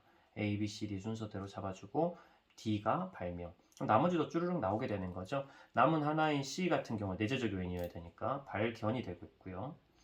그리고 A 같은 경우에는 어쨌든 발명 하나 나왔으니까 남은 건 자극전파가 돼야 돼가지고 자극전파. 그리고 C 같은 경우에는 직접전파가 지금 남아있네요. 이렇게 딱 잡아주면은 자극전파, 발견, 직접전파, 발명 이렇게 됩니다. 1번 난민으로 유입된 타국 사람들이 고유한 놀이를 자국 국민들이 배워 즐기게 된 사례. 이 사람이 직접 와가지고 전파해 준 거잖아요. 직접 전파죠 뭐. 그러면 A가 아니라 C가 돼야 됩니다. 외부에서 넘어온 거기 때문에 무형의 아이디어가 넘어오고 이런 게 넘어와가지고 발명되고 이런 게 아니기 때문에 그냥 문화를 그대로 전수받은 거, 직접 전파, 사람에 의해서 직접 전파된 거기 때문에 C 위치로 가는 게 맞겠죠. 2번 자국의 전통 음료의 전통 식재료를 가미하여 새로운 음료를 만든 사례는 B 발견에 해당된다고 그러는데 이거 새로운 음료를 만든 거 당연히 발명이죠. 그리고 하나 더 자국의 전통 음료 원래 발명됐던 전통 음료에 전통 식재료를 추가로 넣어가지고 새로운 음료를 발명했다 이러는 건 보통 원래 있던 1차 발명된 어떤 재료들을 통해 가지고 새롭게 발명을 한 거기 때문에 B가 아니라 일단은 발명으로 바뀌어야 되고요. 그 발명 중에서도 2차 발명이라고 생각을 하셔야 되겠습니다. 1차 발명이 있고 1차 발명된 재료들을 활용해가지고 만들어내는 2차 발명이 있다라고 기억을 해주셔야 되고요. 3번 외국에서 유행하는 새로운 춤이 인터넷을 통해 자국으로 확산된 사례. 인터넷을 통해서 확산된 거잖아요. 그러면 간접 전파잖아요. 그러니까 여기 있는 거에 들어갈 수가 없습니다. 그냥 간접 전파. 외국에서 넘어온 거다. 그러니 전파다. 그리고 인터넷이라는 매체를 통해 전파가 됐다. 그럼 간접 전파구나. 4번 D로 나타난 문화요소, 발명으로 나타난 문화요소가 직접 전파로 인해 타국에서 발견을 발생시키면 이는 자극 전파에 해당된다. 글쎄요. 이거는 위치를 하나만 바꿔주면 어느 정도 맞는 선지가 될 수는 있습니다. 정확히 말하면 D랑 요 B의 위치를 바꿔주면 되는데요. 이렇게 읽으면 말이 되긴 해요. 잘 보세요. 발견을 통해서 나타났어. 한 문화 요소가 어떤 사회에. 근데 이게 직접 전파를 통해서 다른 나라로 넘어간 다음에 직접 전파가 되는 과정에서 어떤 발명이라는 걸 발생시킬 수가 있잖아. 요거 D로 바꿔주면은 발명이라는 걸 발생시킬 수가 있잖아. 직접 전파되는 과정에서 이 직접 전파된 물건을 보고 어떤 사람이 무형의 아이디어를 얻은 거지. 그걸 통해 가지고 자극 전파가 일어났다라고 표현을 할 수는 있는 거야. 이렇게 얘기를 할 수 있죠. 하지만 원래는 발명으로 나타난 문화요소가 직접 전파를 통해 타국에서 발견을 발생시킨다 이렇게 돼 있는데 아니 직접 전파로 인해 타국에서 발견이 어떻게 됩니까? 발견이라는 건 원래 있던 거를 그냥 찾아내는 거에 불과한데요. 그런 것들은 이제 이런 식으로 표현하지 않는다는 겁니다. 기본적으로 이제 발견을 발생시키면 자극전파다라는 말도 말이 안 되죠. 자극전파 넓게 보면 발명이기 때문에 여기에 이제 발명이 들어가는 게 맞겠다라고 바꿔주시면 되겠습니다. 근데 이 문장을 바꿨을 때 발견을 통해서 어떤 문화 요소가 나타났어. C를 통해서 어떤 나라로 넘어갔어. 그 과정에서 이걸 본 어떤 사람이 무형의 아이디어를 받았어. 그것 때문에 발명을 했고 그게 자극전파야. 이 얘기는 굉장히 중요한 얘기니까 이 선지로서 기억은 좀 하셔야 됩니다. 맞는 방향으로 고쳐 놓으시고. 5번 AD는 모두 한 사회의 새로운 문화 요소를 추구하는 요인으로 작용한다. 당연하죠. 발견이든 발명이든 직접이든 자극이든 어쨌든 새로운 문화 요소를 추구하고 한편으로는 문화가 변동하는 어떤 요인들 중에 하나이기도 합니다. 그렇게 하면 정답은 5번. 자, 13번입니다. 사회적 소수자 관련 문제죠. 사회적 소수자 문제가 6평에도 연달아서 이어가지고 나왔기 때문에 거의 100% 출제된다고 보셔야 되겠습니다. 이거 뭐 드라마로 보면 굉장히 재밌는 내용이긴 해요. 근데 제가 이걸 일일이 지금 설명하기는 좀 그렇고 그냥 하나씩 체크하면서 문제 풀어보면 되겠습니다. A는 B와 달리 역차별을 받았다. 역차별이란 건 이제 사회적 소수자에 대해서 적극적 우대 조치를 하다 보니까 어떤 주류 집단이 오히려 차별을 당하는 모습이 생겼다라는 표현으로 나오게 되는데 A에 보면 그런 내용이 나와 있나요? 그냥 한국인이라서 차별받았다.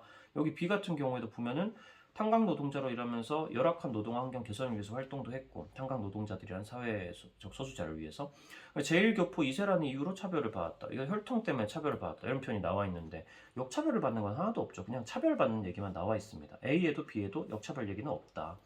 2번 B는 C와 달리 수적인 열세로 인해 차별을 받았다라고 지금 돼 있는데 이 선지는 상황에 따라 가지고 좀 애매하게 해석을 할 수 있는 게 여러분들 좀 기억하셔야 됩니다. 원래 사회적 소수자는 수적인 열세로 인해서 뭐 만들어지는 개념은 아니거든요. 엄밀히 말하면 사회적 소수자의 조건은 수적인 열세다 이게 아니라 집합적 전체성이 있는가, 그리고 신체적으로 문화적으로 뚜렷한 특징이 있는가, 권력의 열세 때문에 사회적 차별을 받는가, 크게 한 요 네 가지 정도거든요.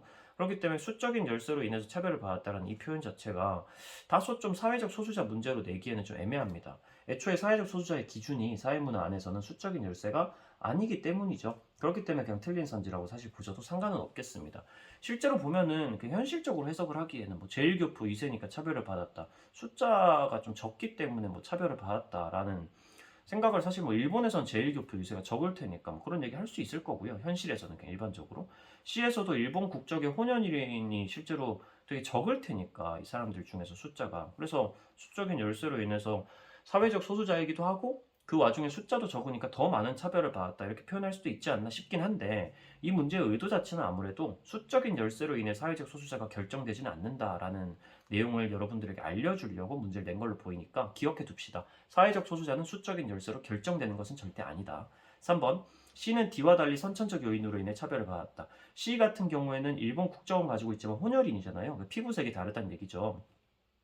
D 같은 경우에는 태어날 때부터 장애가 있었던 건 아니지만 어린 시절 사고로 장애를 가지게 되었다. 지금 이렇게 표현되어 있습니다. 이러면 선천적 요인은 아니잖아요. 혼혈인이라는 거, 피부색이 다른 건 선천적 요인이 맞지만 C에서 나타난 거. D는 태어날 때부터 결정된 건 아니고 사고로 인한 장애를 얘기하는 거기 때문에 3번이 정답이 되겠습니다. 이건 선천적 장애를 가지게 된 건 딱히 선천적 요인은 아님. 태어날 때부터 가진 게 아니니까. 4번 D는 E와 달리 주류 집단과 구별되는 문화적 차이로 인해 차별을 받았다라고 지금 돼 있는데 D 같은 경우에는 장애를 가지게 돼서 차별을 당한 거기 때문에 문화적 차이로 인해 차별을 당한 게 아니죠. 오히려 지금 보면은 E가 언어가 다른 낯선 땅에서 동양인이자 여성이라는 이유, 어떤 동양인이라는 이유 때문에 혹은 주류 집단과 구별되는 신체적 차이일 수도 있겠고 한편으로는 언어가 다르다라는 표현이 있는 걸로 봐서 문화적 차이가 오히려 이쪽에서 나타날 가능성이 좀 더 크지 않나. 이건 그냥 무조건 위치를 바꾸라고 말씀은 못 드리겠고 굳이 따지자면 이쪽이 조금 더 이 얘기에 가깝지 않나라는 생각은 사실 들긴 합니다.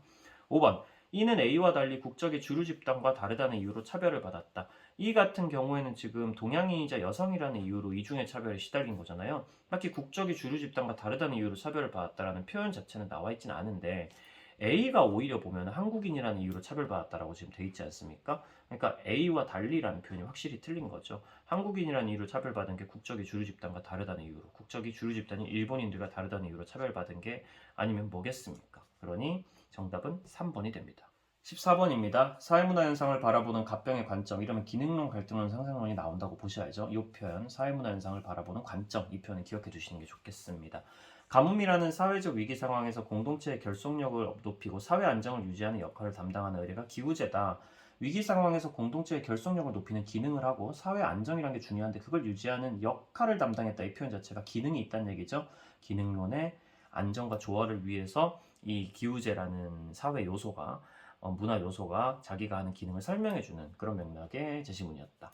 의뢰의 절차와 재물은 비슷하지만 사회적 맥락에 따라 사람들이 느끼는 사회적 맥락에 따라 구성원들은 의미를 다르게 해석하고 있다. 그래서 행동한다. 이렇게 얘기하는 건 누가 봐도 개인적인, 주관적인 결정이나 생각이나 감정이나 의도나 해석, 생활 세계, 상황 정의 이런 것들을 강조하는 상상론이죠. 그렇죠?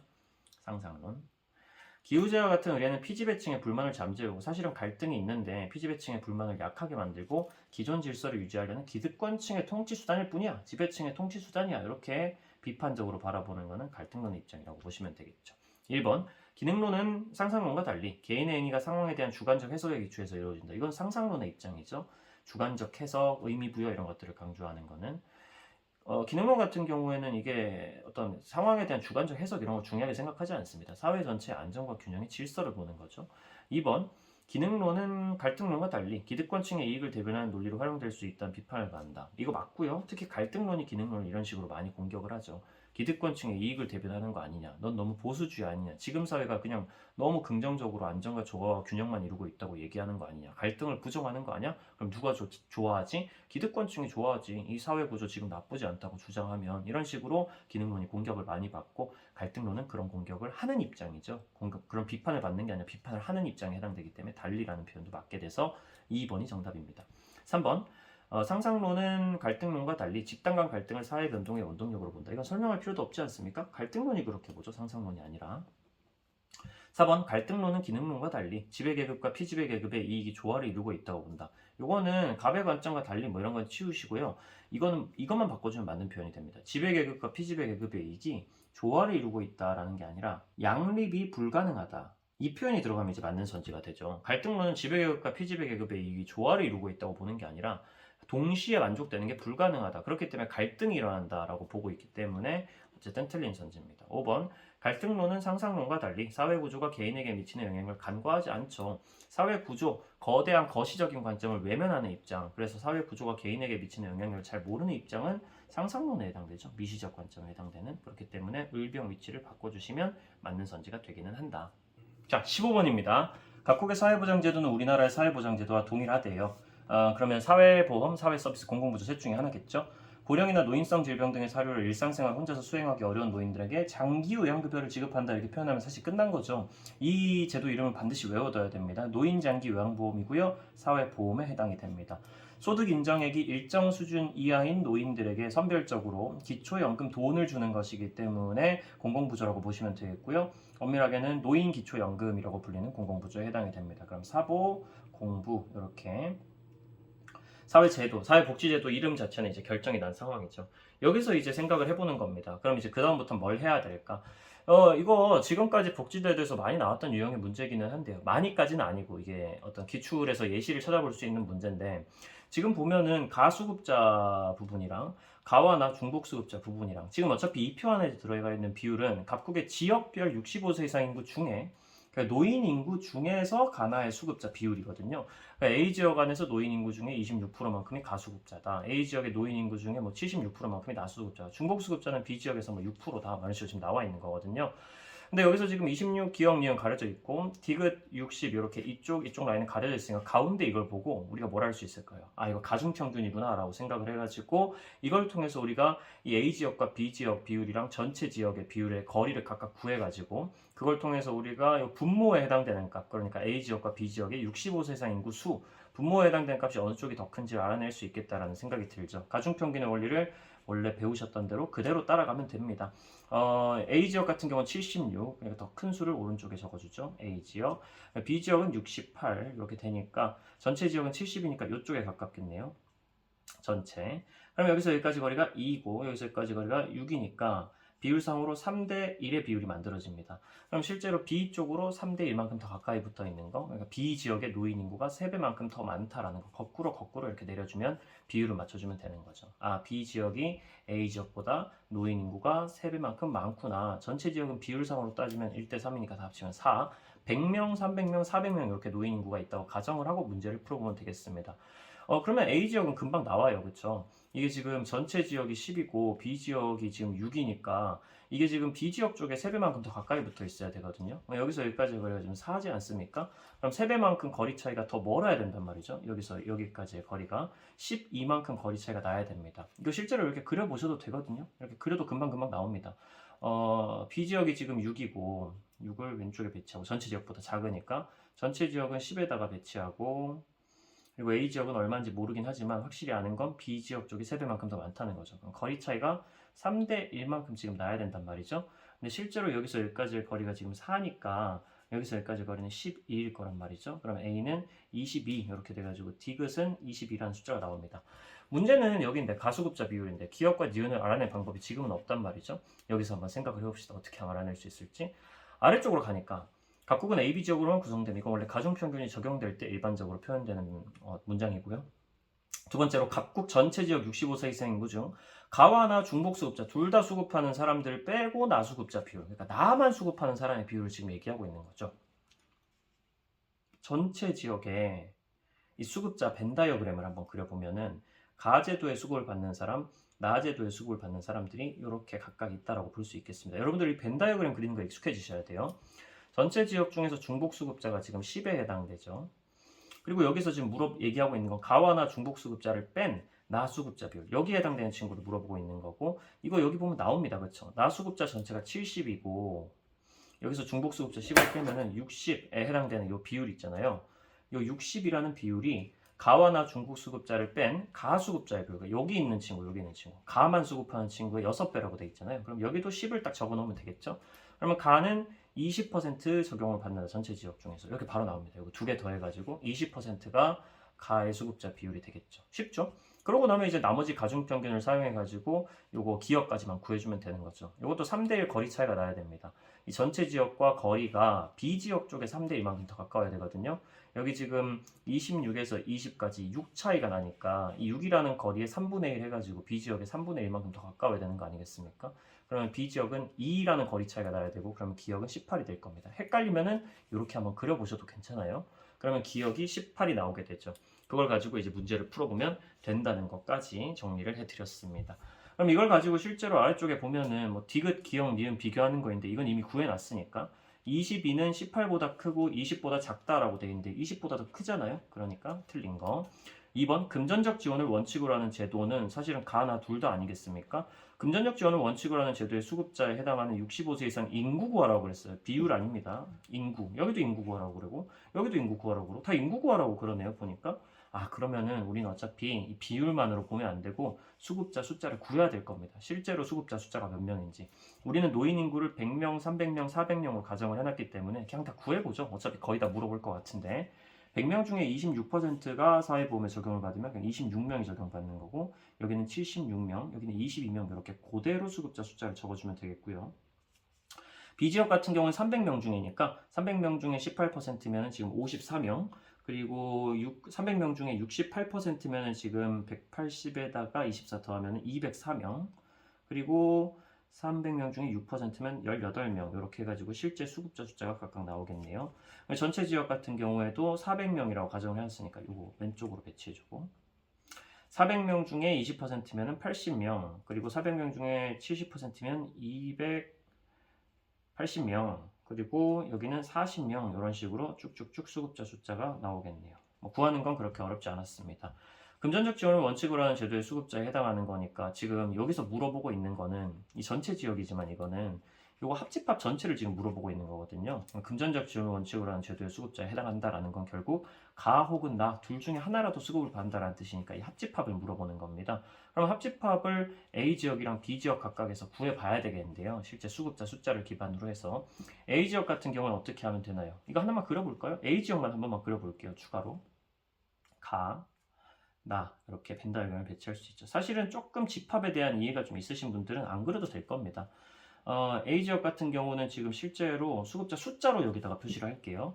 가수급자는 26명, 나수급자는 76명, 그리고 중복수급자가 22명에 해당이 되기 때문에 실제로 이제 합집합을 구하려면 어떻게 해야 되나요? 이거 두 개 더하고 이거 하나 빼주면 돼요. 두 개를 더하면 여기가 중복이 한번 되기 때문에 이 중복값에 해당되는 숫자만 한번 빼주면 그게 합집합입니다. 그러면 26 더하기 76 빼기 22 이렇게 해가지고 계산을 해주면 되겠죠. 그러면은 실제로는 80명이 딱 나올 거예요. A지역에서. B지역도 똑같은 방식으로 합니다. 54명이랑 204명을 더하고 거기다 18명을 빼주는 거죠. 그런 식으로 하면은 지금 B지역에서는 240명 대충 이렇게 나올 거예요. 240명. A지역이 B지역의 3배이다. 이거 위치 바뀌어야죠. B지역이 A지역의 3배다라고 바뀌는 게 맞는 선지입니다. 3번. 사전 예방 성격보다 사후 처방 성격이 강한 제도는 지금 공공부조에 해당이 되는데 나에 해당되는데 나의 수급자에만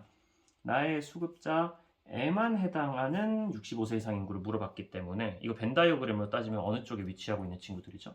이쪽에 위치하고 있는 친구들이죠. 그렇죠? 여기 중복 수급자에는 해당 안 되고요. 바깥쪽에 그냥 나만 누구 수급받고 있는 애들 한번 구해보라는 겁니다. A지역에서는 쉽게 구할 수 있죠. 76에서 21을 빼주면 되죠. 그러면은 54명일 거고요.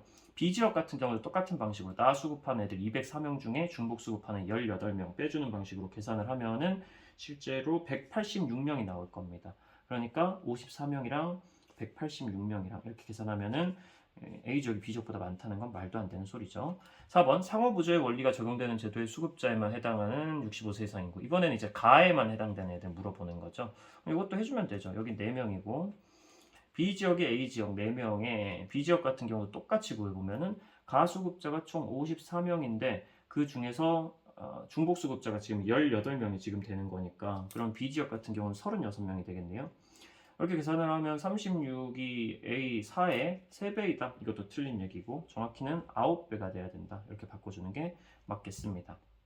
이건 문제 자체가 인구를 읽을 줄 모르는 친구들을 위해서 낸 문제예요. 왜냐면 이거 비율만으로 계산하면은 여기 비율 가지고 26에서 20 빼서 4%, 18에서 6 빼서 12%, 12는 뭐 4의 3배다 이런 식으로 오해하도록 만들어 놓으려고 했는데 실제로는 A지역, B지역의 노인 인구 숫자가 다르기 때문에 이걸 가지고 수급자 숫자로 구하지 않으면 이 문제를 틀리게 된다는 걸 유의하시기 바랍니다.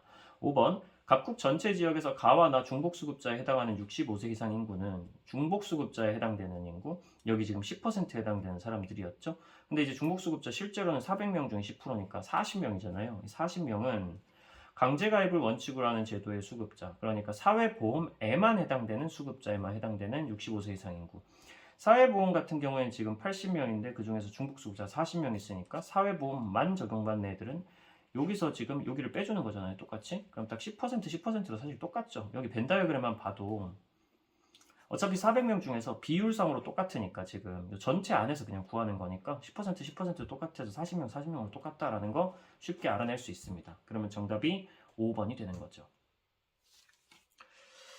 앞으로 이런 식으로 이제 벤 다이어그램 문제가 좀 나올 수가 있어요. 특히 수능에서도 제 생각에는 이걸 응용해가지고 다양한 교집합이나 합집합을 제대로 구할 수 있는지 뭐 교집합의 여집합, 차집합 이런 개념들에 대해서 제대로 알고 있는지 이런 것들을 최대한 빠르게 구할 수 있는 방법은 알고 있는지 그런 것들에 대해서 이제 평가원이 물어볼 가능성이 굉장히 높아졌다고 저는 생각을 합니다. 뭐 이렇게도 낼 수 있겠지만 아예 벤 다이어그램을 3개 내는 문제도 작년 6월 평가원에 나왔었거든요. 이런 식으로 해가지고 사회보험, 공공부조, 사회서비스 이런 식으로 해가지고 뭐 한 칸씩 채워봐라 이런 얘기를 물어볼 수도 있고요.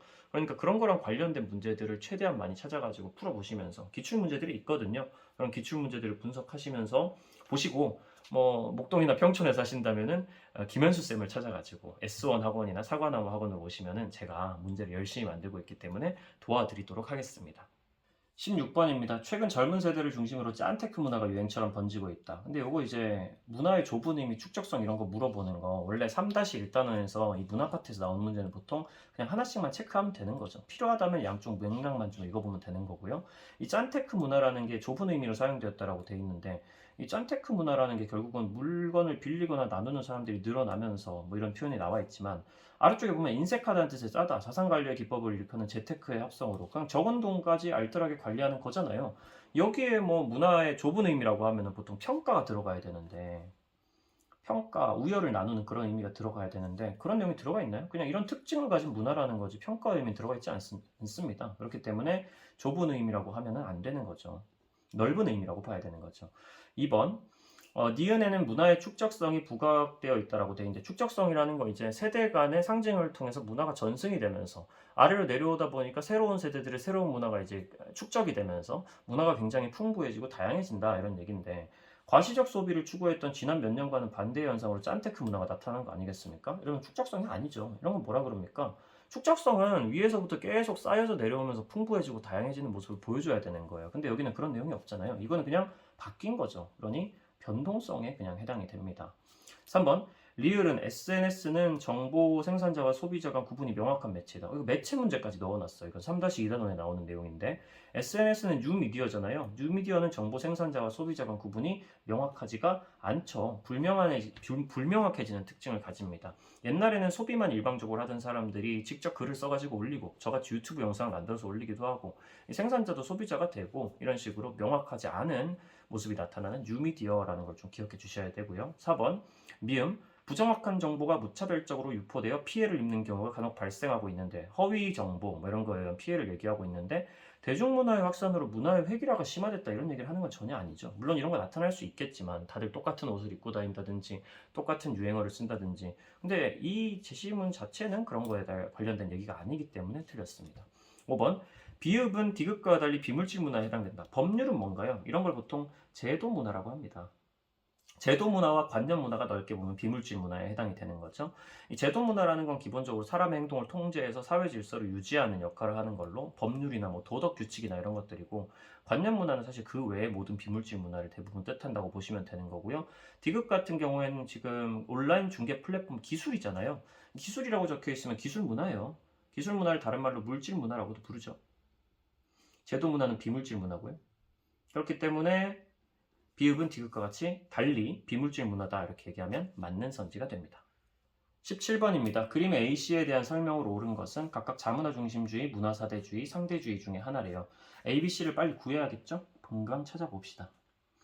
A씨와 달리 B에만 해당하는 특징 하나를 서술하시오라고 되어 있고 채점에서 맞으면 1점 준다 그랬는데 이거 맞았네요. 그럼 맞는 선지, 이거는 틀린 선지가 되겠죠? 빵점이니까. B만 자기 문화의 정체성을 상실할 우려가 있대요. 그러면은 다른 문화를 일방적으로 우월하다고 생각해서 막 받아들이는 사대주의의 입장이 되겠죠. B씨와 달리 A에만 해당하는 특징 하나 서술하라 그랬는데 문화의 다양성을 보존하는 데 기여한다라고 그러면은 만약에 이게 맞았다면은 이건 지금 A가 요 선지가 만약에 맞았다면 A가 상대주의라는 뜻인데 문화의 다양성을 보존하는 데 기여하는 건 역시 상대주의일 테니까요. 근데 A가 상대주의가 아니란 뜻이잖아요. 그럼 C가 상대주의겠죠, 뭐. 그리고 A는 자문화 중심주의일 겁니다. 찾아내는 건 너무너무 쉽다. 1번 자문화 중심주의는 타문화를 수용하는데 적극적이다. 아니죠. 사대주의가 오히려 적극적이죠. 타문화를 수용하는데 적극적인 건 사대주의 하나뿐입니다. 상대주의는 아니에요. 상대주의는 그냥 인정해주는 거지 막 수용하려고 하는 거 아니라는 거 기억해 두시고요. 2번 사대주의는 국수주의로 변질될 수 있다. 우리 자문화 중심주의가 국수주의나 혹은 제국주의로 변질될 수가 있죠. 이것도 외워주시면 되고요. A는 C와 달리 자문화 중심주의는 상대주의와 달리 특정 문화를 기준으로 타문화를 평가한다. 이게 맞는 선지죠. 그렇죠? 자문화 중심주의랑 사대주의는 넓게 보면 문화 절대주의에 해당됩니다. 특정 문화를 절대적인 기준으로 보고 다른 문화를 평가절하한다. 혹은 뭐 우월하다고 평가한다. 뭐 그런 거를 얘기하는 거죠. 그렇기 때문에 상대주의, 절대주의가 아니라 상대주의로서 이제 각자의 입장이 있는 것이야. 각자의 맥락이 있을 거고 이유가 있는 거기 때문에 모든 문화는 각자의 고유한 가치를 인정받아야 돼라고 얘기하는 상대주의랑 다르게 자문화 중심주의, 절대주의는 특정 문화를 기준으로 타문화의 우열을 평가한다. 이렇게 표현할 수가 있는 거죠. 4번 자문화 중심주의는 나머지와 달리 타문화에 대한 긍정적 인식에서 비롯된다. 타문화에 대해서 긍정적으로 노골적으로 인식하고 있는 건 오히려 사대주의에 가깝지 않겠습니까? 그러니까 위치를 바꿔주는 게 맞는 선지에 가까울 거고요.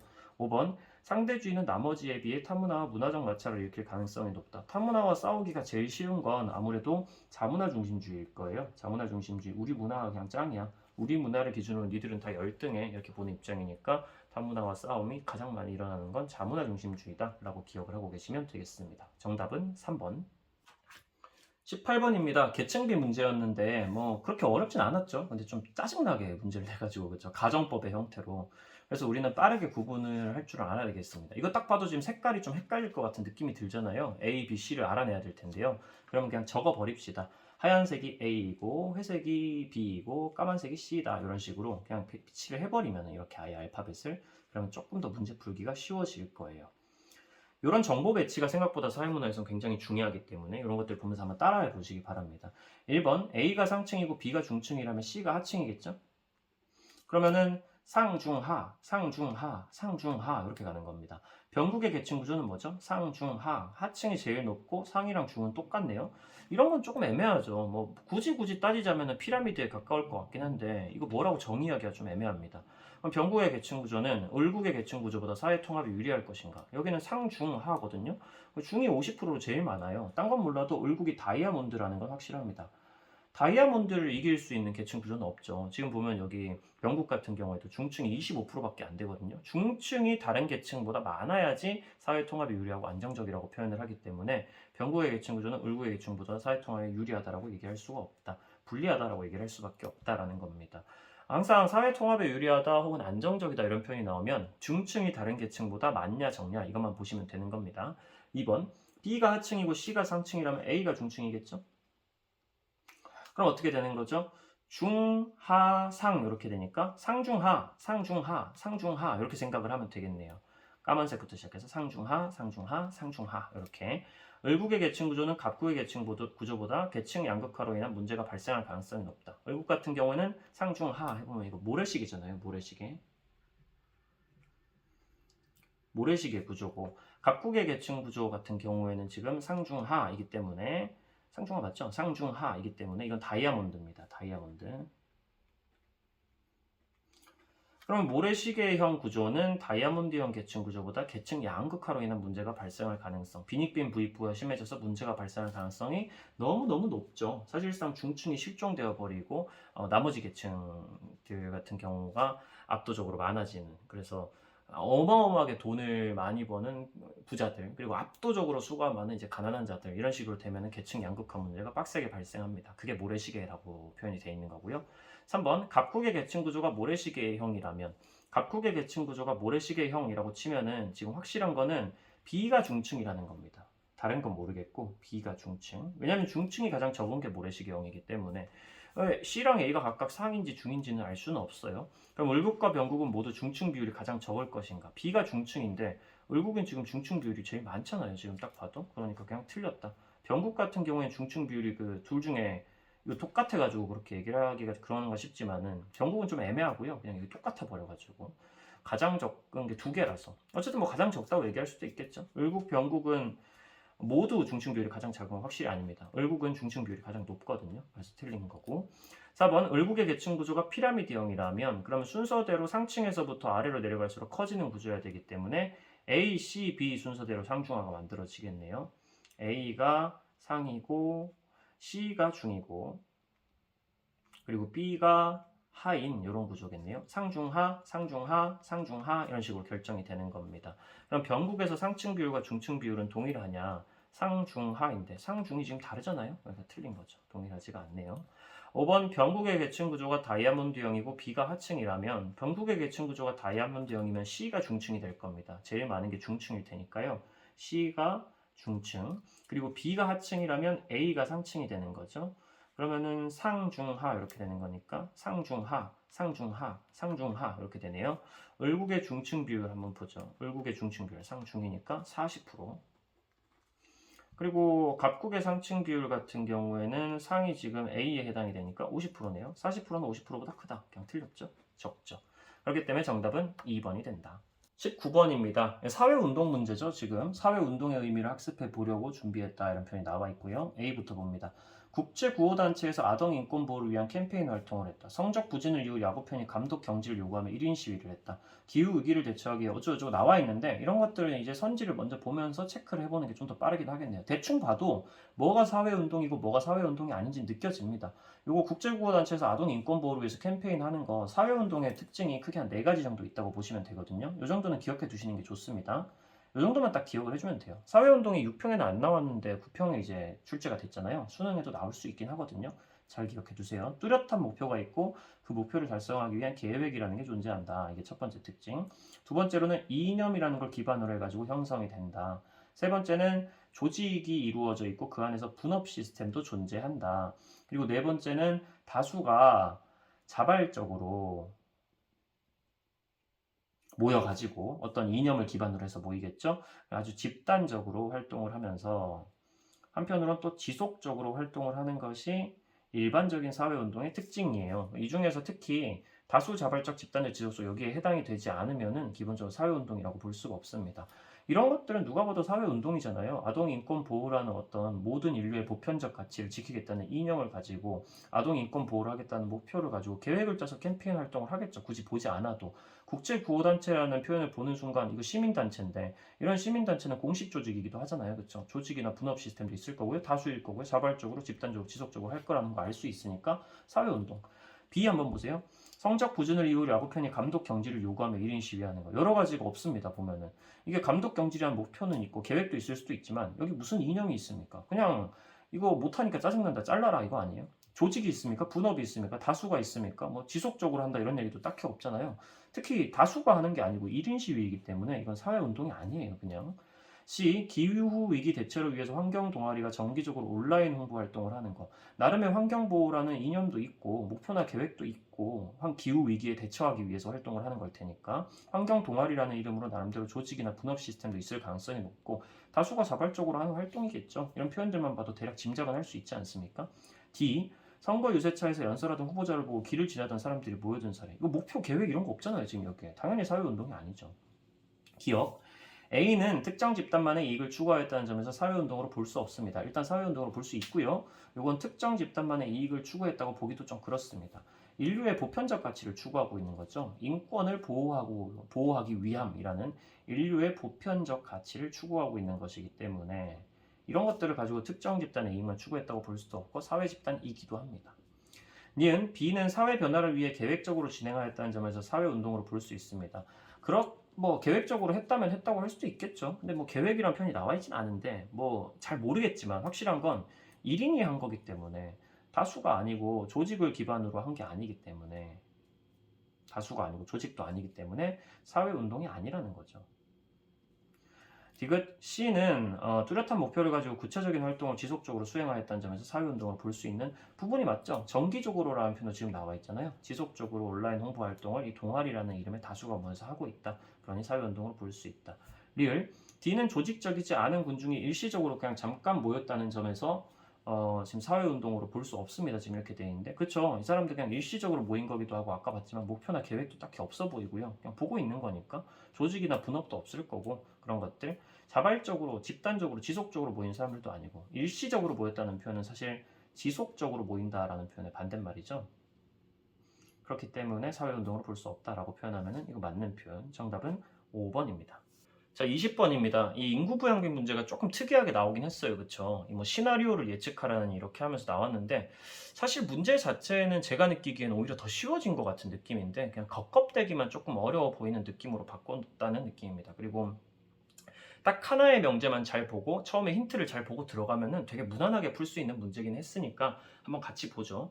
현재 T년의 각국은 표와 같은 인구 구성을 가지고 있는데 각국 정부는 향후 T100년에 발생할 인구 변화를 서로 다른 시나리오로 A랑 B의 결과를 얻었다.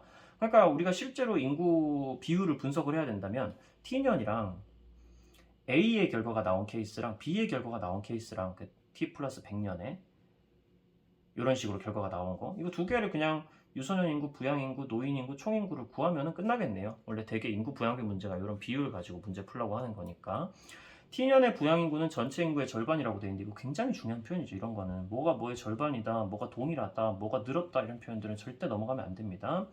T년의 부양 인구는 전체 인구의 절반이라고 분명히 얘기를 했어요. T년의 부양 인구가 전체 인구 총 인구의 절반이라는 거는 무슨 말입니까, 여러분? 이거 잘 생각하셔야 돼요. 이거 부양인구랑 유소년인구랑 노인인구 어차피 합치면 총인구가 되잖아요. 근데 부양인구가 절반 먹었다는 건 유소년인구, 노인인구도 몇 먹었다는 거예요? 절반 먹었다는 거죠. 요거 두 개를 합치면은 거꾸로 얘기하면 부양인구는 유소년인구와 노인인구의 합이다 이 말입니다. 이걸 알아내야 되는 거죠. 아주 기본적으로 유소년인구와 노인인구를 더하면 부양인구가 된다라는 대로 생각을 하면 되겠구나. 이걸 표현했을 때 총부양비, 부양인구가 1이고 유소년인구 더하기 노인인구가 1이면 총부양비는 100이 되겠죠. 그렇죠? 총부양비가 100이라는 표현이랑 사실은 똑같은 거예요. 총부양비가 100이다. 이 말이랑 사실은 같은 말인 겁니다. t 플러스 100년에도 A든 B든 시나리오가 상관없이 전체 인구의 절반이 부양인구라고 얘기를 했기 때문에 전체 인구 중에 50%가 부양인구다. 다시 말하면 유소년 인구, 노인 인구 더하면 부양인구인 건 A, B에서도 똑같다. 근데 마침 아래로 내려가 보니까 유소년 인구와 노인 인구의 인구수를 그냥 제시를 해줘버리네? 너무너무 쉽죠. 이렇게 되면 그냥 적으면 되죠. 유소년 인구 750만 명, 노인 인구 250만 명. 원래는 비율로 하려고 그랬는데 실제로 숫자를 알려줘 버렸으니까 알려준 숫자로 한번 가보죠.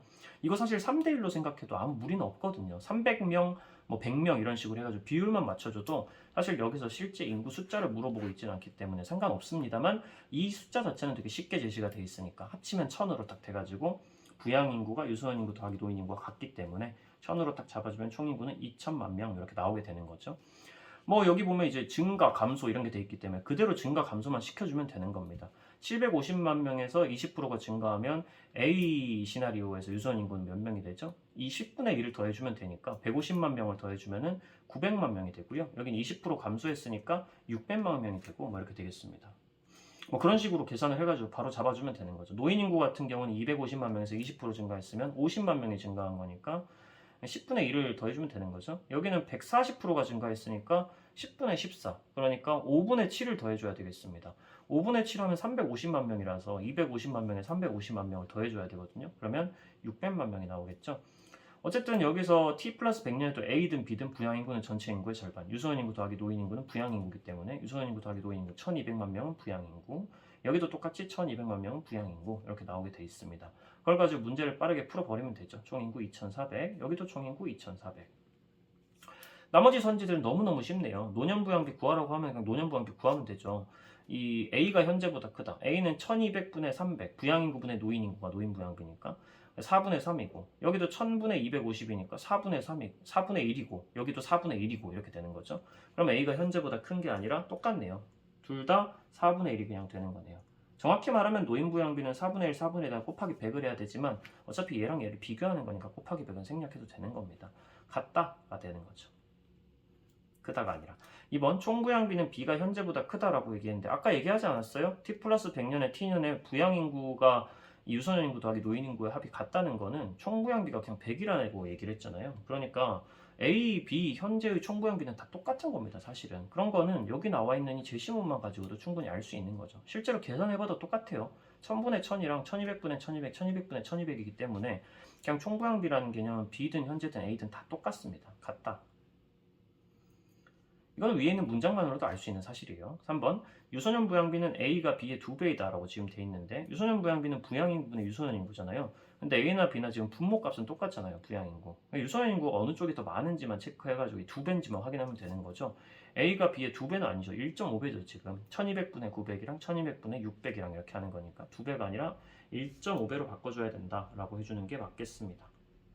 1.5배로. 그쵸? 4번 전체 인구에서 노년 인구가 차지하는 비율은 B가 A의 2배이다 라고 지금 돼 있는데요. 전체 인구에서 노년 인구가 차지하는 비율 같은 경우에는 노년 인구가 전체 인구가 지금 A랑 B랑 비교하는 거니까 2400분의 300, 2400분의 600 이번에도 분모가 똑같네요. 그러면 지금 B가 A의 2배가 맞잖아요. 노인 인구가 2배고 어차피 분모는 똑같은 상황이니까 4번이 지금 바로 정답이 되겠습니다. 5번 저출산 고령화 문제는 B보다 A에서 더 부각된다. B보다 A에서? A 시나리오는 지금 유소년 인구가 이렇게 증가하고 있고 노년 인구는 20%밖에 안 증가했고 그런데 B 시나리오는 유소년 인구는 20% 감소했고 오히려 노인 인구는 140%나 늘어났는데 당연히 저출산 고령화 문제는 B에서 훨씬 더 심각하죠. 이거는 그냥 상식적으로 읽어낼 수 있는 내용 아니겠습니까? 그러니까 위치를 바꿔주는 게 맞다라고 보시면 정답은 4번이 되네요. 저는 개인적으로 이번에 도표 문제나 개념 문제들이 그렇게 엄청 어렵게 나왔다고 생각하진 않습니다. 벤 다이어그램을 복지제도에 적용한 문제들 그리고 20번에서 방금 얘기한 거 요 부양인구가 전체 인구의 절반이라는 게 무슨 뜻인지를 파악하는 거 그 정도만 빼면은 여러분들이 충실하게 지금까지 공부를 해왔다면 좀 꽤나 쉽다고 느끼지 않았을까 오히려 그런 생각을 좀 하고 있는데 이게 굉장히 어렵다라는 느낌이 드는 친구들은요 지금 뭐부터 해야 되냐면 개념이 어렵다? 그럼 진짜 개념 커리 다시 들으셔야 되고요. 어떤 식으로든 인강으로든 뭐든 개념 커리 다시 들으시고 도표가 어렵거나 아니면 시간이 너무 부족하다? 기출문제 분석이 좀 덜 됐다고 밖에 볼 수가 없습니다. 지금 시점에서 이 정도 문제를 보면서도 내가 이 문제가 까다로워 뭔가 풀기가 쉽지 않네 이렇게 느껴진다면요. 기출 분석이 잘 안 돼 있는 거예요. 사실은 대부분 다 기출에서 푸는 법을 가르쳐 줬거나 기출을 꼼꼼하게 훑어봤다면은 이런 어떤 사고 과정이나 논리 과정에서는 크게 어려움이 없었을 문제들이거든요. 대부분. 딱 20번이랑 한 15번 문제, 복지제도 문제 정도만 조금 어려웠다고 볼 수 있고 나머지는 진짜로 그냥 지금까지 나왔던 선지들이나 개념들의 돌려막기에 가까웠습니다. 그러니 이번 문제들을 전반적으로 보면서 어려웠다고 느끼면요. 개념이 어려웠으면 진짜 이거는 좀 심각한 거니까 개념 커리큘럼 빨리 돌리시고요. 그냥 시간이 좀 부족하다 이런 느낌이 들고 문제 풀 때 뭔가 익숙하지 않아가지고 어려웠다 이런 느낌이 든다면 기출 문제를 지금 빡세게 다시 보셔야 된다는 거 그 말씀을 좀 강하게 좀 드리겠습니다. 이번에 구평 보느라고 그래도 너무 수고하셨고요. 구평 자체는 아무 의미가 없습니다. 아시죠? 수능이 의미가 있죠. 아직 한 2달 반 정도는 남았으니까 그 정도면은 만점 받기 충분한 시간이거든요. 사회문화. 그렇기 때문에 다들 화이팅 하시고 여러분들 다 할 수 있을 겁니다. 저도 다 하니까 되더라고요. 어떻게. 물론 시간이 많이 지나긴 했지만. 자, 고생하셨습니다. 여러분은 내일 더 똑똑해질 겁니다.